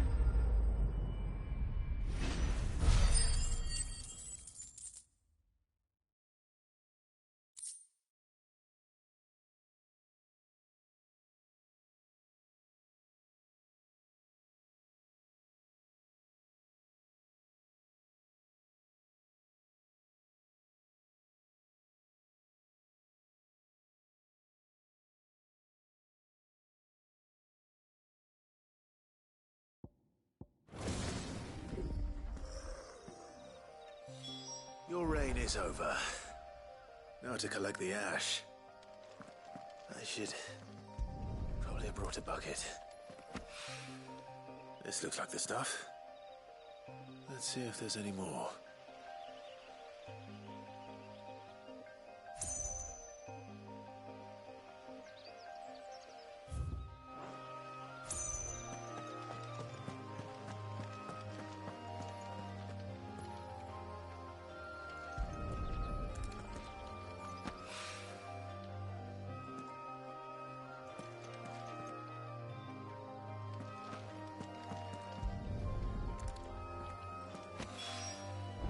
That should do it. If Hawaii needs more than this, he can fetch it himself.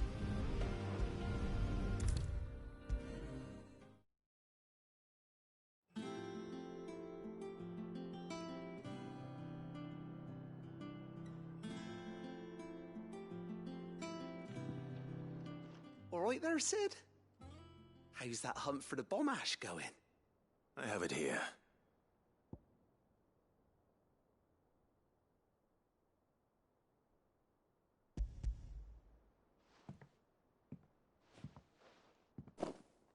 That's the stuff.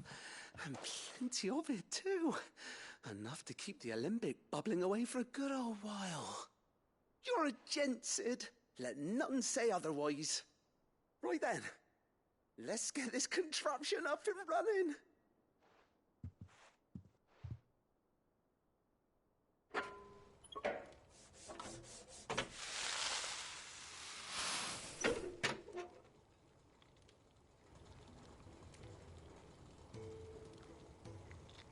There we have it. The Telemon Alembic. And it works just like the chief said it would. Very impressive. Says the man who cut down a burning boulder. Speaking of which, I still haven't returned the favor. There's no need. The good it will do for the hideaway is reward enough. Don't be silly. Why don't you let me take a look at that bag of yours? The one you keep your potions in. Reckon I could work some magic on that. What kind of magic? Well, we happen to have isolated a substance in our test run of the alembic that I reckon will make even the toughest leather supple as anything. Thought we might use it to breathe new life into old boots and the like. Save the hideaway a few gil. Ah, I reckon if we slap a bit on your bag, it'll loosen it up enough for you to squeeze in a bottle or two more. Well, it can't hurt to try, I suppose. That's the spirit. Leave it with me. I'll only be a mo.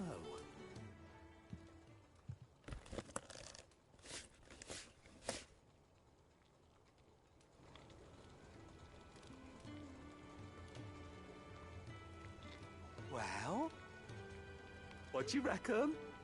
It certainly feels more flexible. Right? Told you. Thank you. I think. No. Thank you for supporting Mid and the rest of us in our endeavors.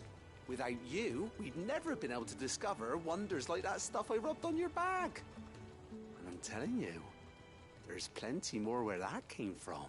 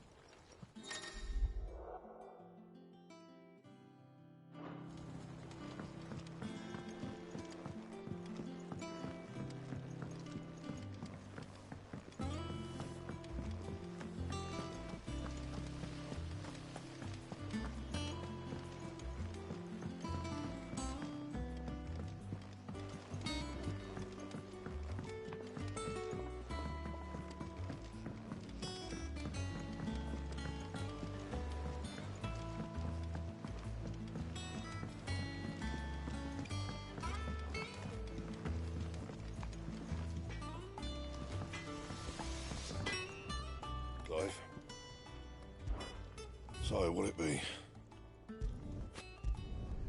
Should last you a good while.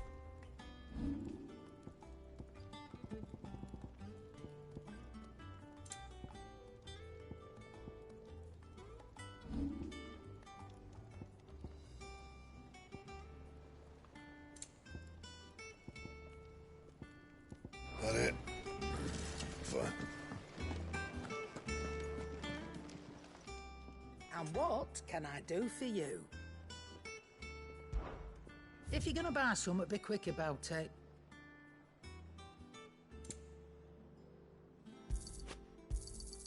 It'd better all be here. You'll not find a better price than that. You're rubbing me blind, you know.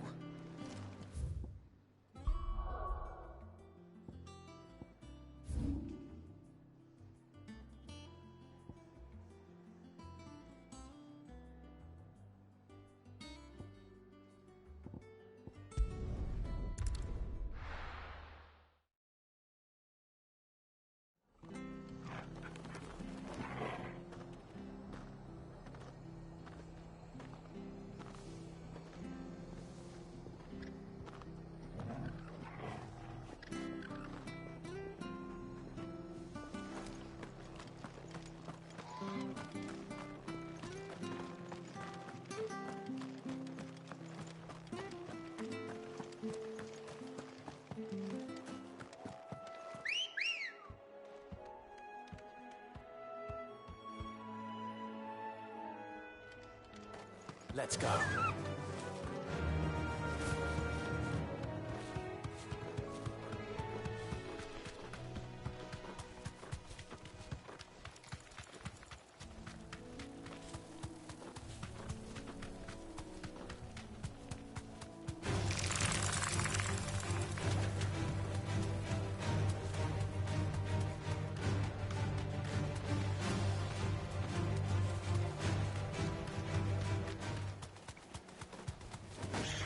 Time to fight.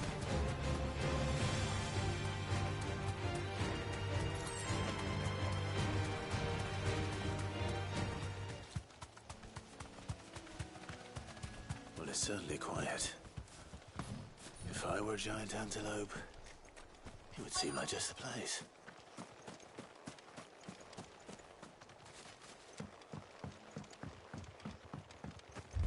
I doubt we'll find one bigger than that. You hungry, Torgal?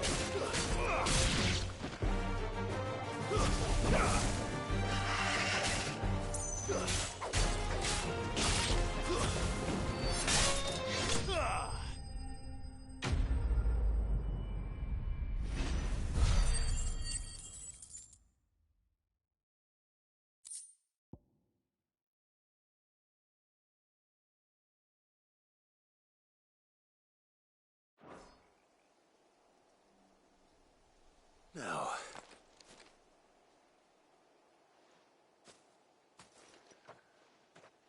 will it be enough, I wonder?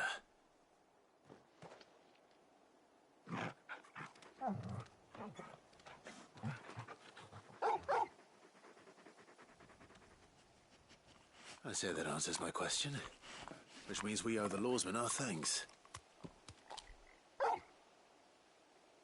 You're just a big puppy, aren't you?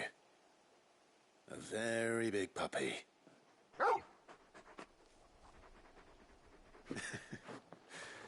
You do know you can take that with you, Torgal. Lady Karen will be relieved to hear you've got your appetite back. Come on, boy.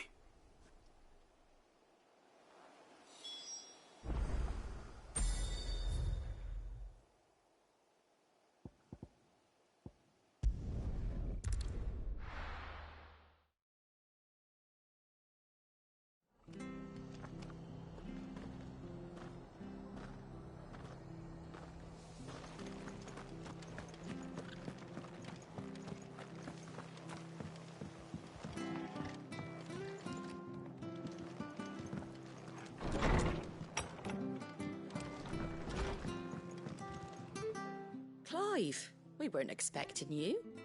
I wasn't expecting to be here, but it seems we still owe you a considerable amount of coin for your help with our rebuilding efforts. And though I doubt it's what you were expecting, we were hoping you'd take this as payment.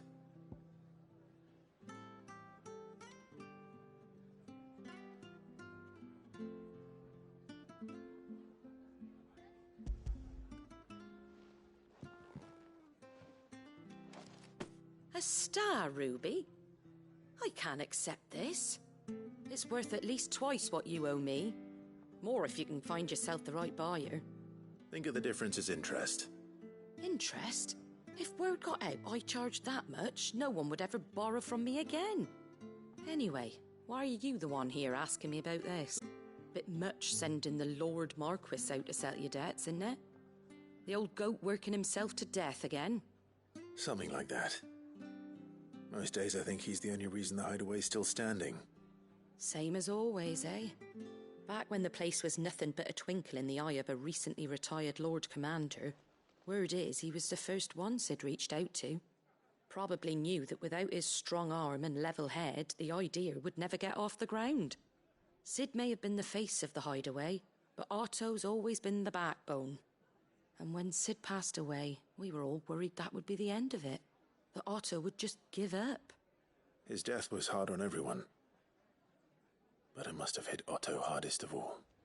But he didn't give up, did he? Quite the opposite, in fact. If I recall, he was the one who nominated you as Sid's replacement, and rallied the rest around you. I reckon what he saw in Sid, he saw in you too. And don't we all? Doesn't hurt that you're half as stubborn and twice as handsome, neither. That, and you keep good company. I suppose I do.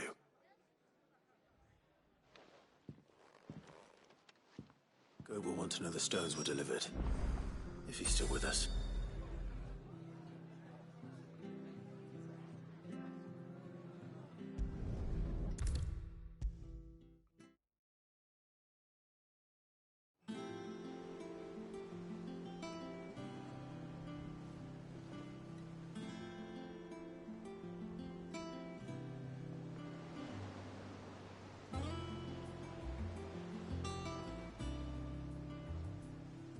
Goat. Still alive, I see. So Lady Karen accepted the ruby. Ah, about that. I tried my best, but she was just too stubborn to take it. She threw it right back in my face, in fact, and told me I could stick my stupid stone where the sun don't shine. Karen refused payment. I hope it wasn't something I said. I'm sure you were as tactful as ever. Let me see what I can do. Oh, wonderful. I hope you have better luck than I did.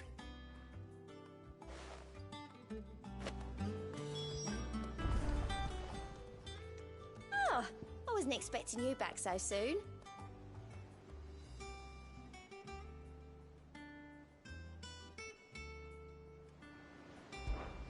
Your benefactors are a generous lot. Best of luck out there, Sid.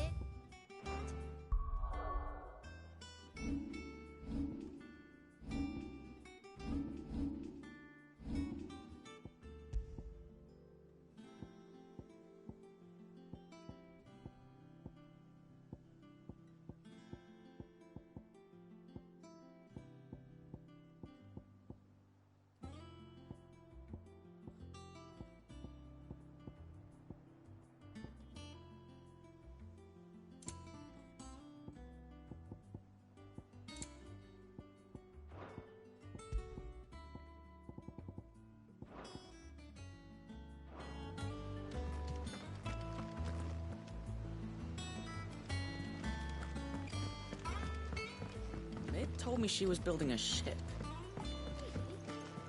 Is that the thing Tomes helped with?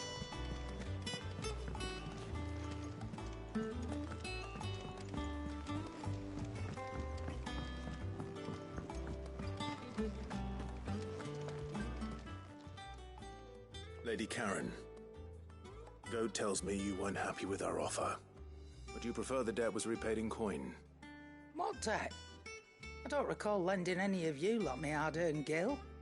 I may have tossed a talent or two in the Hideaway's coffers, but those were donations, and you can hardly call it charity if you go asking for it back. Of course not. But one good turn deserves another. And our circumstances have changed. Surely you wouldn't shun the gratitude of a pauper who happened to have become a prince. Oh, so you're a prince now, are you? Fine. But I'm selling it and taking what I'm owed, then you're not.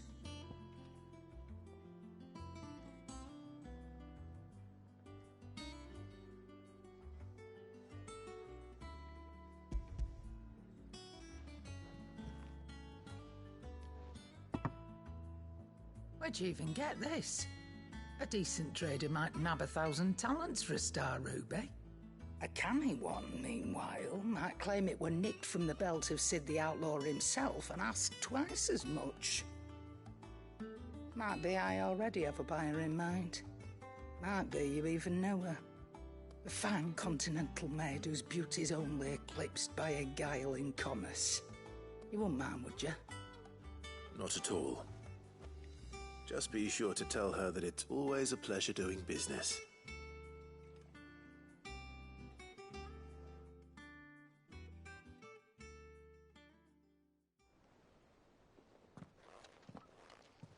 I hear you ended up delivering all 3 stones. Thanks to this lump. I sometimes wonder what I pay you for. Speaking of which, I still haven't been paid last month's wages. Oh, so you remember what's owed to you then? Get your ass behind that disc of yours and don't get up before those ledgers are square. Right away.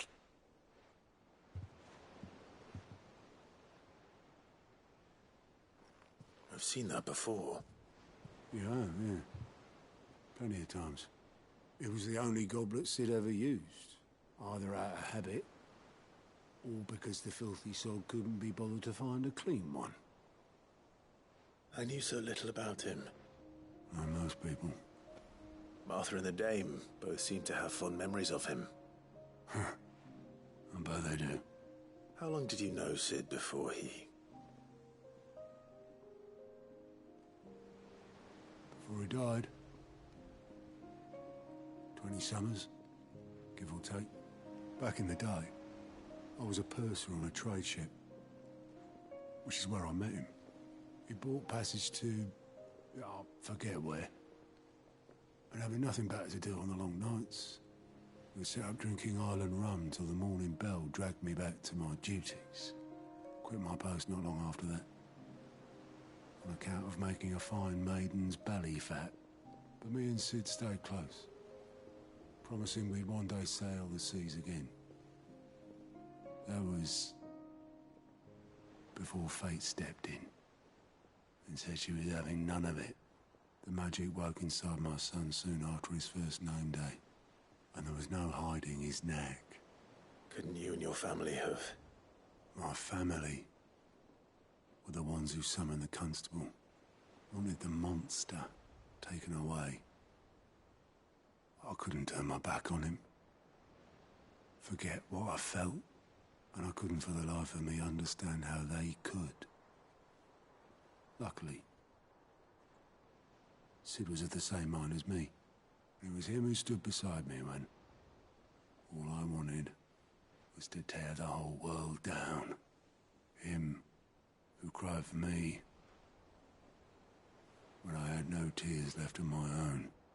Him who swore he'd do everything he could to stop it from happening again. And he was true to his word, too. Left the Royal Army once and for all. His ranks, his ribbons, gone. Just like that. Threw away everything he had. All to right a wrong that no one else had the courage to face. I knew then I'd follow that man to the ends of the earth.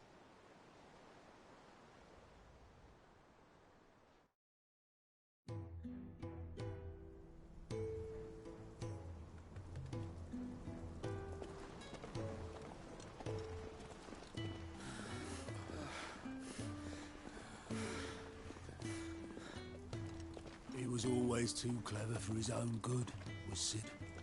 Saw the world for what it really was, while the rest of us were content to go along with the lie we were shown. And it can't have been easy, bearing that burden alone.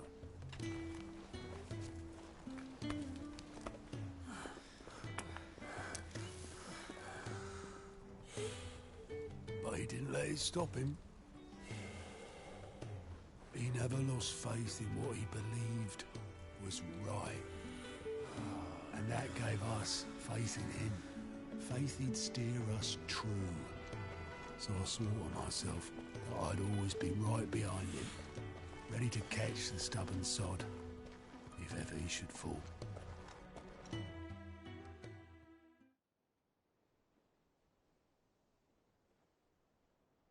But I couldn't even do that.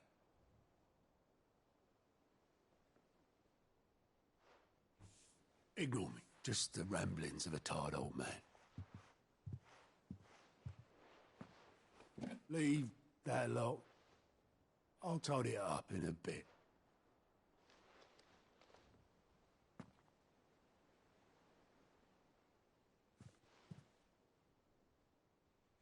This is Sid's handwriting.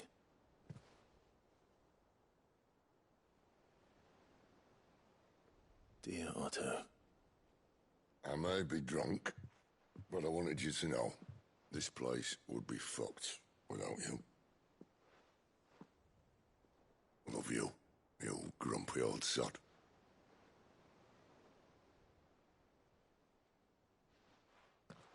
This note.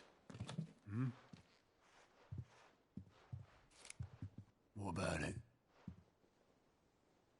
Sid was right. Without you, we'd all be lost.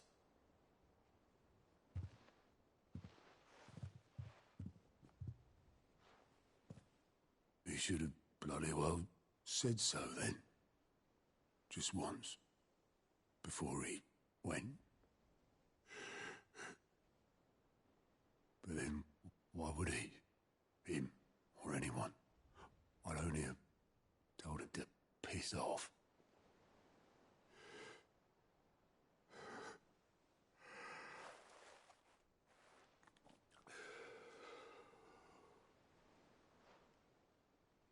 You're wrong, though. Both of you. It was never just me keeping the hideaway afloat. It was all of us. I just shoved people in the right direction. I barely seem to be able to do that anymore.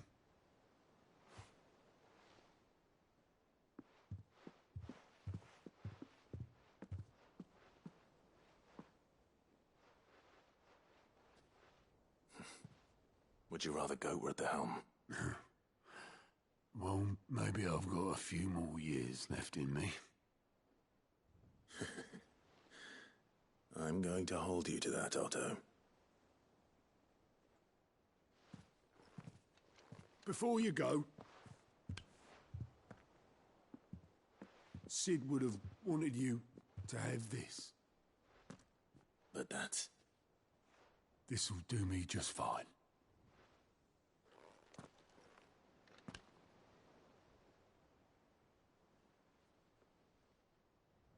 Thanks for the ray of sunshine. I'll see if I can't pay you back. Already have.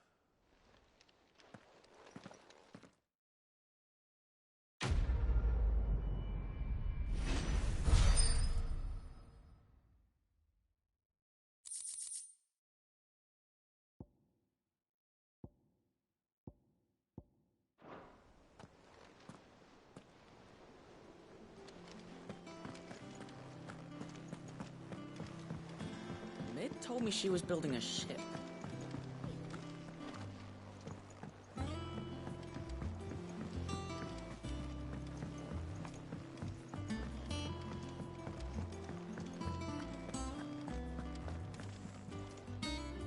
I noticed you and Torgal had gone off somewhere. Take him for a walk, did you? You could say that.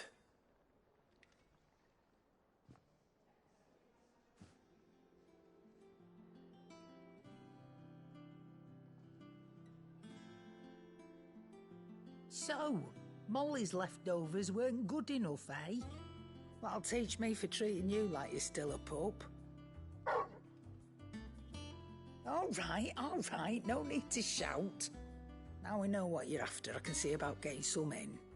Speaking of which, I brought one for later. Can I leave it with you?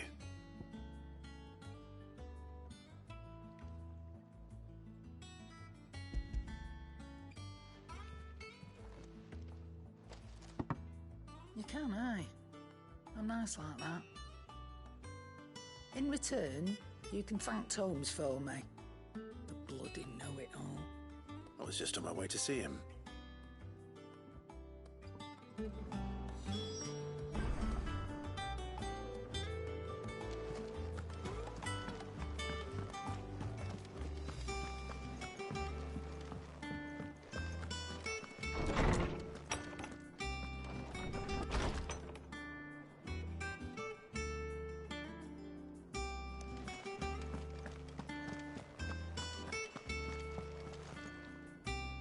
Ah, Clive. Were you able to locate your quarry? We were indeed, Lawsman. You pointed us in exactly the right direction. And Torgal's been a very happy hound ever since. Very good, very good. Lady Karen sends her thanks, by the way, for your part in solving the mystery. Ah. But that reminds me. After your last visit, I found myself pondering Torgal's talents. Do you recall our conversation concerning Lady Jill's role in Torgal's transformation? About how she somehow woke the power within him. Precisely that. A reasonable conclusion, I thought, but one which raised certain questions in my mind. You see, the Fenrir of legend served Shiva and Shiva alone. And while the powers attributed to him are certainly impressive, the records imply they are somewhat different in nature to those you described Torgal as having used. What are you suggesting? That Torgal may be the beneficiary of more than one icon's power. Consider that in addition to Lady Jill, he has served as a loyal companion to you, your brother, and even the late Cid. In short, the icons hitherto near at hand, or should I say at paw, have been diverse and plenty, and that number has only grown as the realm's dominance have fallen to your sword. One can but speculate as to how all of this has affected Torgal. He has seemed more fierce of late. And if I am not mistaken, he will grow fiercer still. We are fortunate indeed to be able to count him amongst our allies and not our adversaries. Oh, he's more than an ally. He's a friend.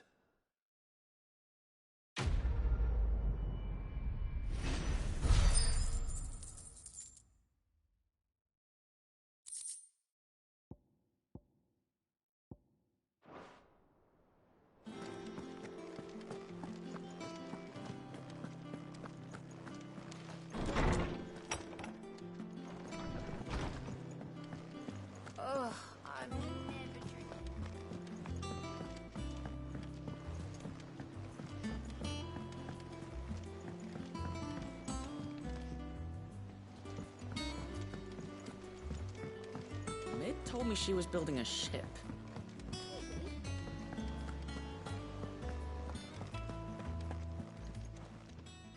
How may I help you today, Clive?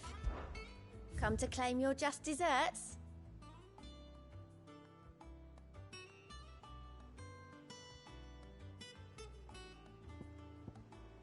All done? All right, Clive. Asterix. Mid finished sending half the hideaway traipsing across the twins, has she? I swear, that girl'd do anything to put off visiting her old dad's grave. No excuses now, though, eh? Not quite. She said there was one final thing she had to take care of. I'm sure she'll be finished soon enough. She said that? In those words? She did, yes. Clive? Were you born yesterday or something? There is no thing. She'll probably be halfway to Canva by now. Mid. I might still be able to catch her.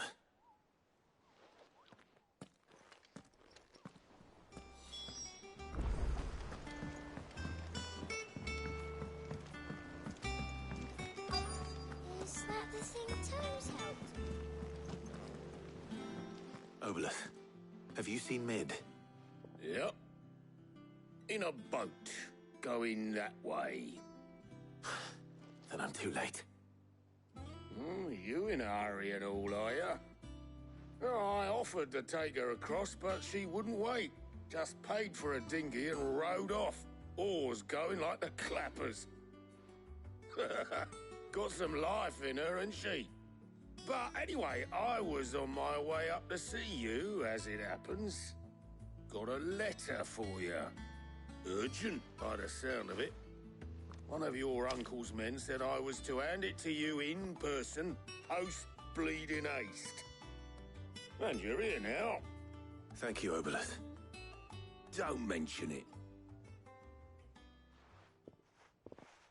What tidings, Uncle?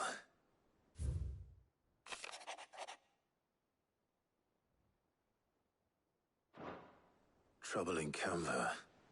Well, I'll need someone to keep an eye on Mid.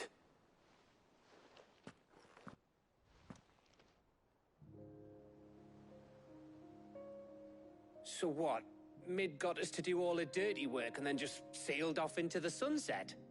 It, seems that way. Well, nothing we can do about it now.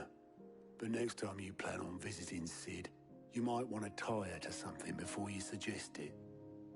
Ah, don't be so hard on her. Gotta admit, the dirty work was kind of fun. Everyone pitching in, all that bollocks. Just like when we built this place. You're right. Anyway, we all set to head to the old hideaway. I could do with getting to Canva pretty sharpish. Wouldn't do to keep Lord Rosfield of the Seven High Houses waiting now, would it? Not after he asked for me personally. Gav will be leaving with me. Will you mind the place while we're gone? You can count on me. Just be sure to give Sid and the others my regards. All right. Oh, by the way, Jill will be joining us too. She's got some things to take care of, but she'll meet us there. I hope she's telling the truth at least.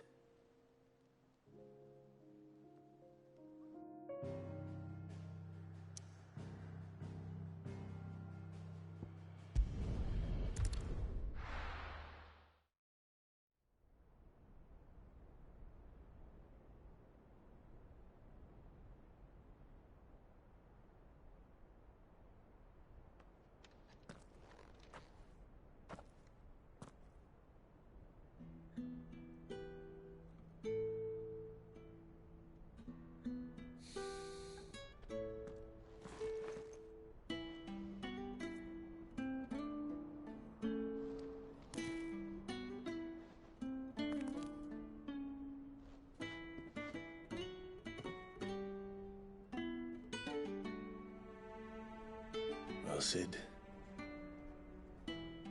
I remember what you told me. But if no one is listening to what you have to say, you may as well not say it.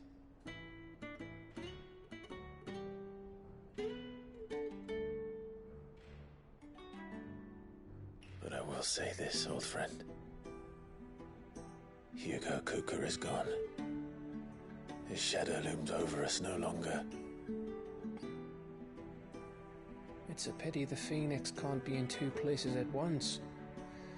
If he'd have been with us, maybe he could have done something for the lost. Not even the Phoenix can bring people back from the dead. Life has a beginning and an end. So we must live while we have the chance. And not as slaves to the crystals, but as free men. May we join you?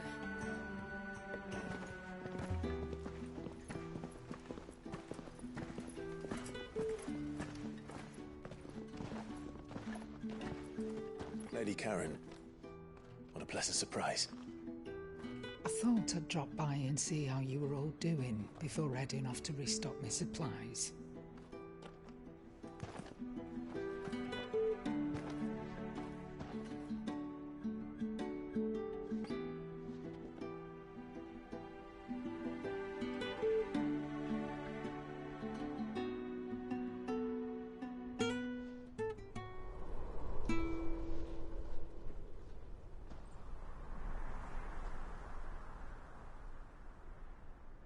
It wasn't the most scenic view back then, but it were never as bad as this.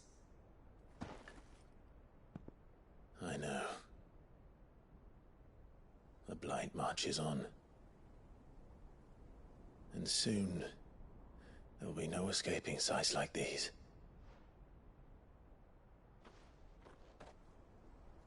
So our mission remains unchanged.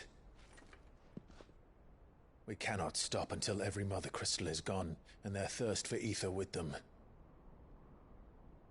The only one that remains in Storm is Drake's Tail in the Crystalline Dominion. Our next target. We're going to Twinside. It's the capital of the Empire these days. I wouldn't like to think how tightly guarded they've got the place. Not that that'll stop you, but we do well to scout it out before you go charging in. We would indeed. If you're off to the Dominion, you can take this great lump with you. Goods. Oh, I am sorry. Have you forgotten you're the most wanted man in the Twins? I thought you might like to disguise yourselves as the attendants of a travelling trader, assuming you've no better ideas. You wanted to buy yourself some tools, didn't you? Well, now's your chance. You're letting me go with them? Oh, thanks, Nan. Stop that! You break me bones, you great galoot.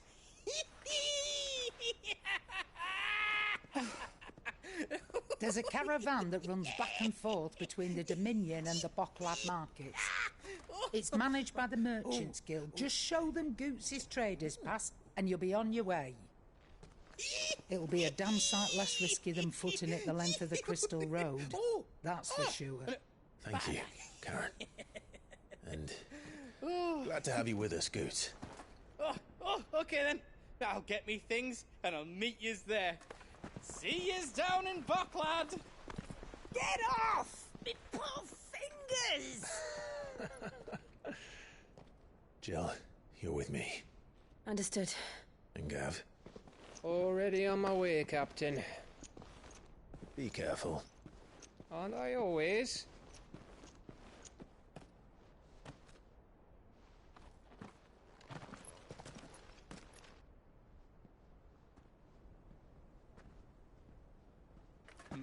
Do you see that, Sid? Your protégé's making a proper little outlaw of himself.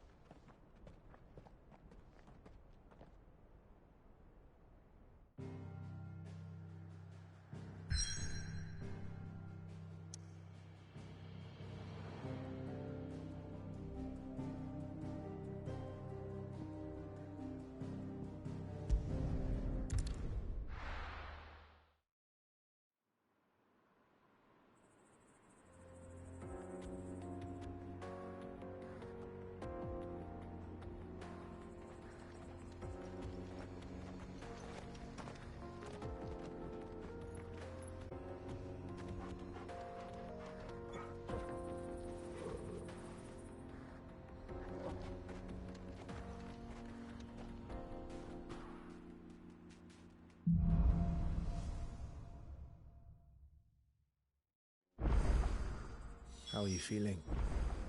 Better. Thanks to Taya. I'm glad to hear it. And Torgal helped too. Didn't you, boy?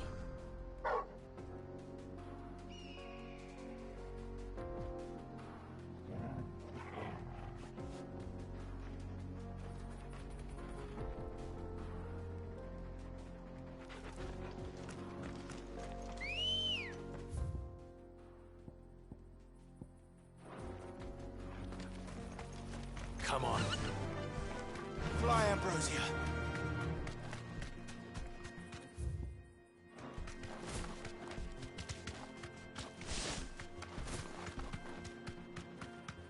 This used to be a trade route for merchants crossing the Scars, till the Republic laid a new road wide enough to let wagons pass, and all official traffic moved there. Leaving this one for those living outside the law. Indeed. I doubt we'll be the only outlaws on the trail today.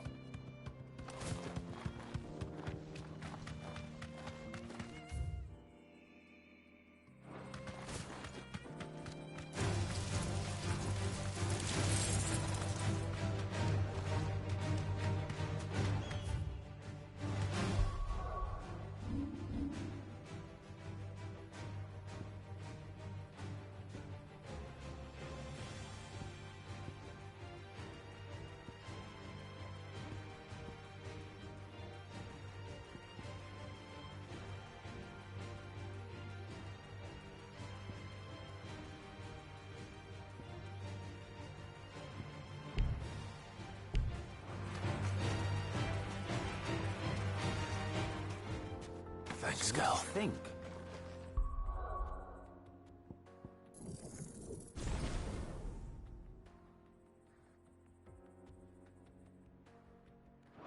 we'd be lucky to make it out alive. Really? It's as bad as that? Oh, aye. There's trouble up ahead. And too much of it for us to handle. I take it there's danger on the road.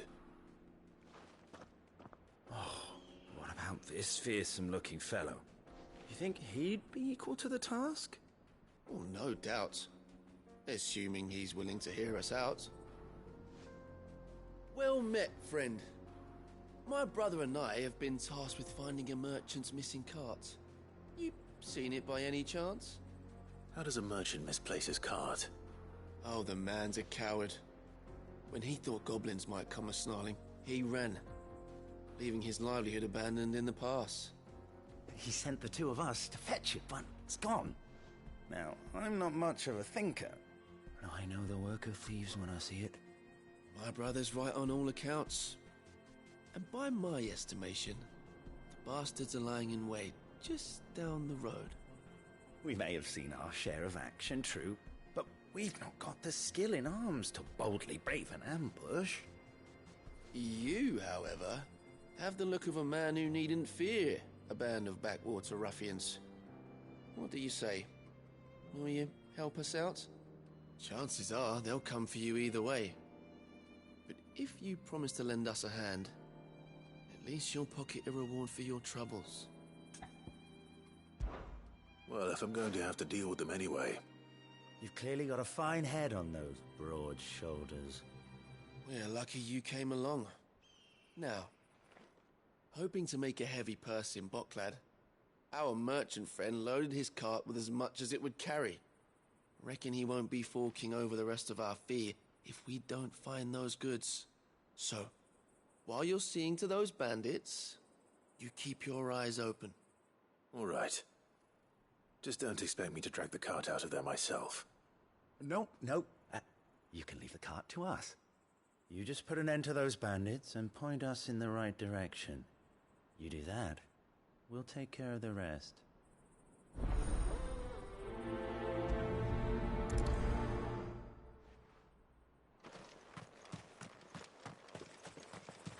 I'm not sure I trust those two. But if there are bandits lying in wait, I should probably take care of them.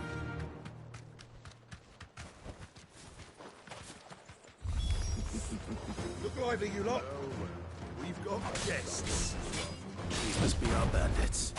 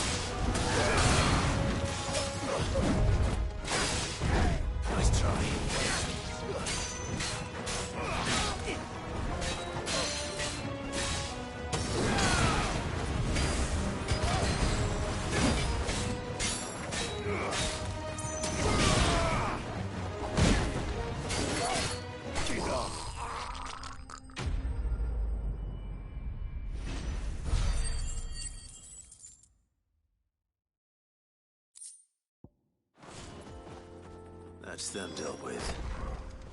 Now, where's that cart?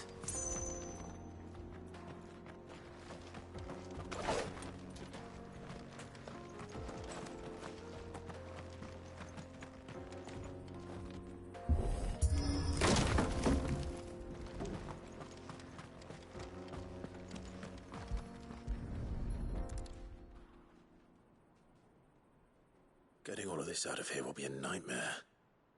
Seems we've found ourselves the right man for the job, wouldn't you say? Found the cart and didn't leave a single bastard breathing. Our merchant friend will be delighted. And how exactly will he be getting his goods out of here? You leave that to us. After all, it'd be wrong to make such a fine warrior haul cabbages to market. You've done your part. And that's all you need to worry about. Here.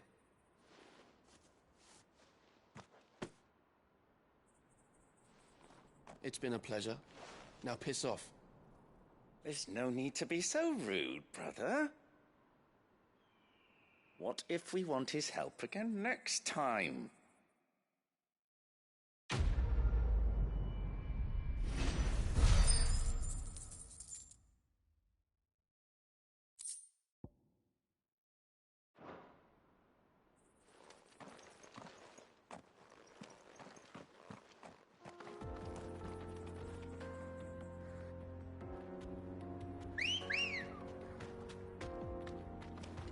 Ready, go?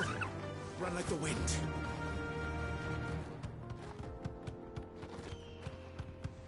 I see the Dalmex lag behind Rosaria when it comes to bridge building. The fallen ruin should hold, at least. The path continues on the other side.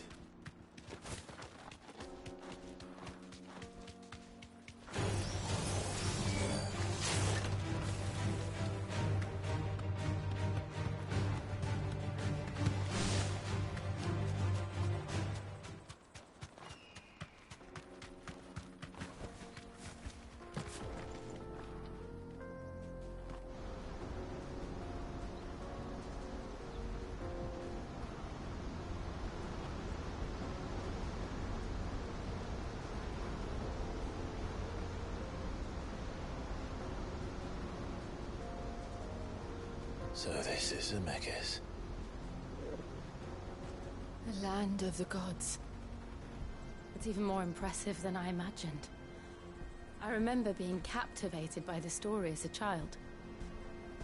Long, long ago, man was overcome by avarice and challenged the gods in a bid to win their power.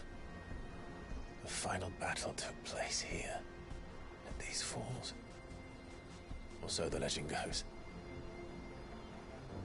If anyone ever manages to plumb those depths, perhaps we'll learn if there's any truth to the tale. That the gods emerged victorious and punished man for his defiance by visiting upon him 2 curses. Dominance in bearers. To tell the truth, I always thought it strange that the dominant and their icons were deemed a curse. Back home, the dominant inherited the throne. They were admired and exalted, not spurned. Whenever I got to that part of the story, I always assumed there must be something I'd misunderstood. You had a lot of storybooks, didn't you? In your room, I mean. When we were young. The old legends were always my favorites. Epic battles between gods and men. Father encouraged me to read as much as I could. He thought it good for my education. You really were a boy like any other, weren't you?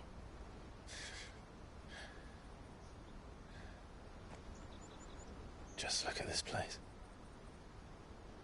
It's enough to make you believe the legends are true. I know.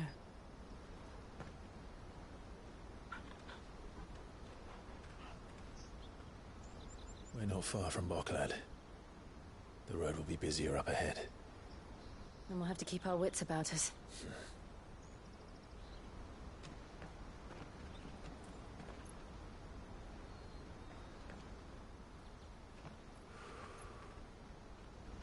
Clive? Something wrong? Nothing. It's nothing.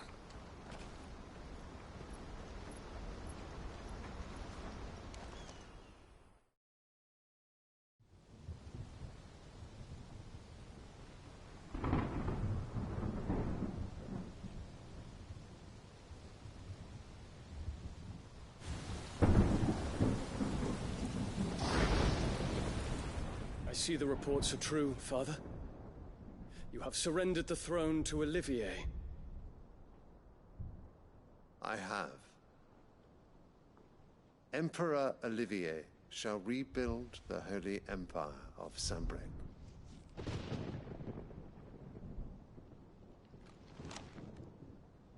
How is he to rule an empire? He is but a boy. I shall advise him until he comes of age. Father, please. Or for as long as I am able. The empire we seek to build needs young blood to rule it, and I can think of none better suited to the task.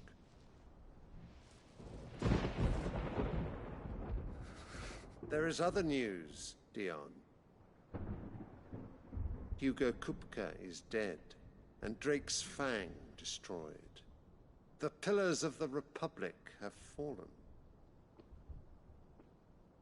Ere long, the Imperial banner shall fly over every city in Storm. And then Valisthea. All shall bow before their Emperor. Father, these are the words of a tyrant. They are the words of a god. The Emperor whom I gladly serve. Great Greeker, made flesh.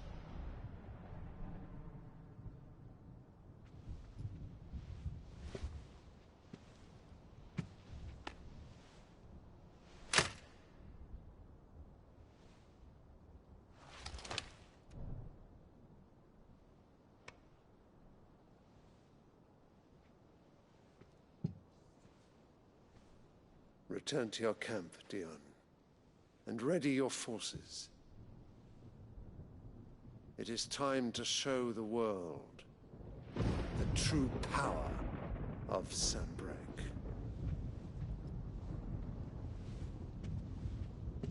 Father. I find you much changed. Is this truly the path you wish to tread? Or are these the ambitions of another? Of Ultima, perhaps? What nonsense is this?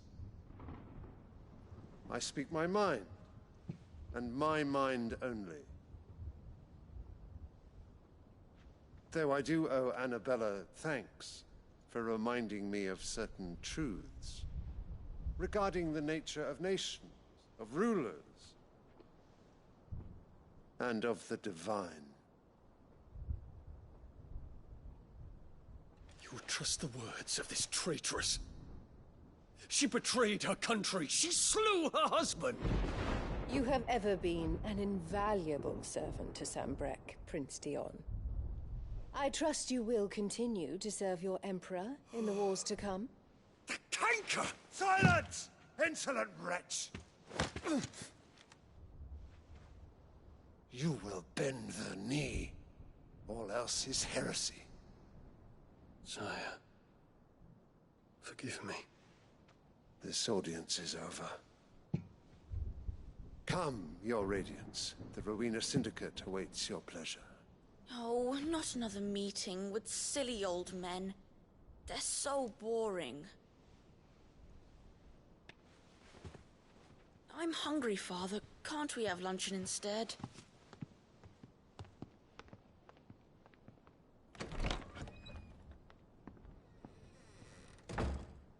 Does it pain you that you will not inherit your father's throne? I have suffered worse.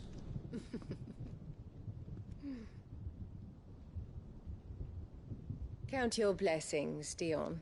For a base-born child to be chosen by Bahamut is miracle enough. You have risen high on his wings, but you shall rise no higher, lest your impure blood stain the throne.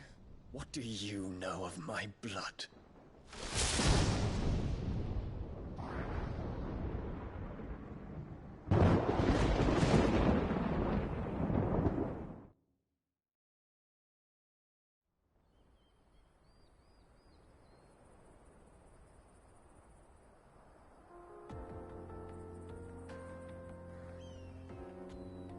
Boklab markets are to the north.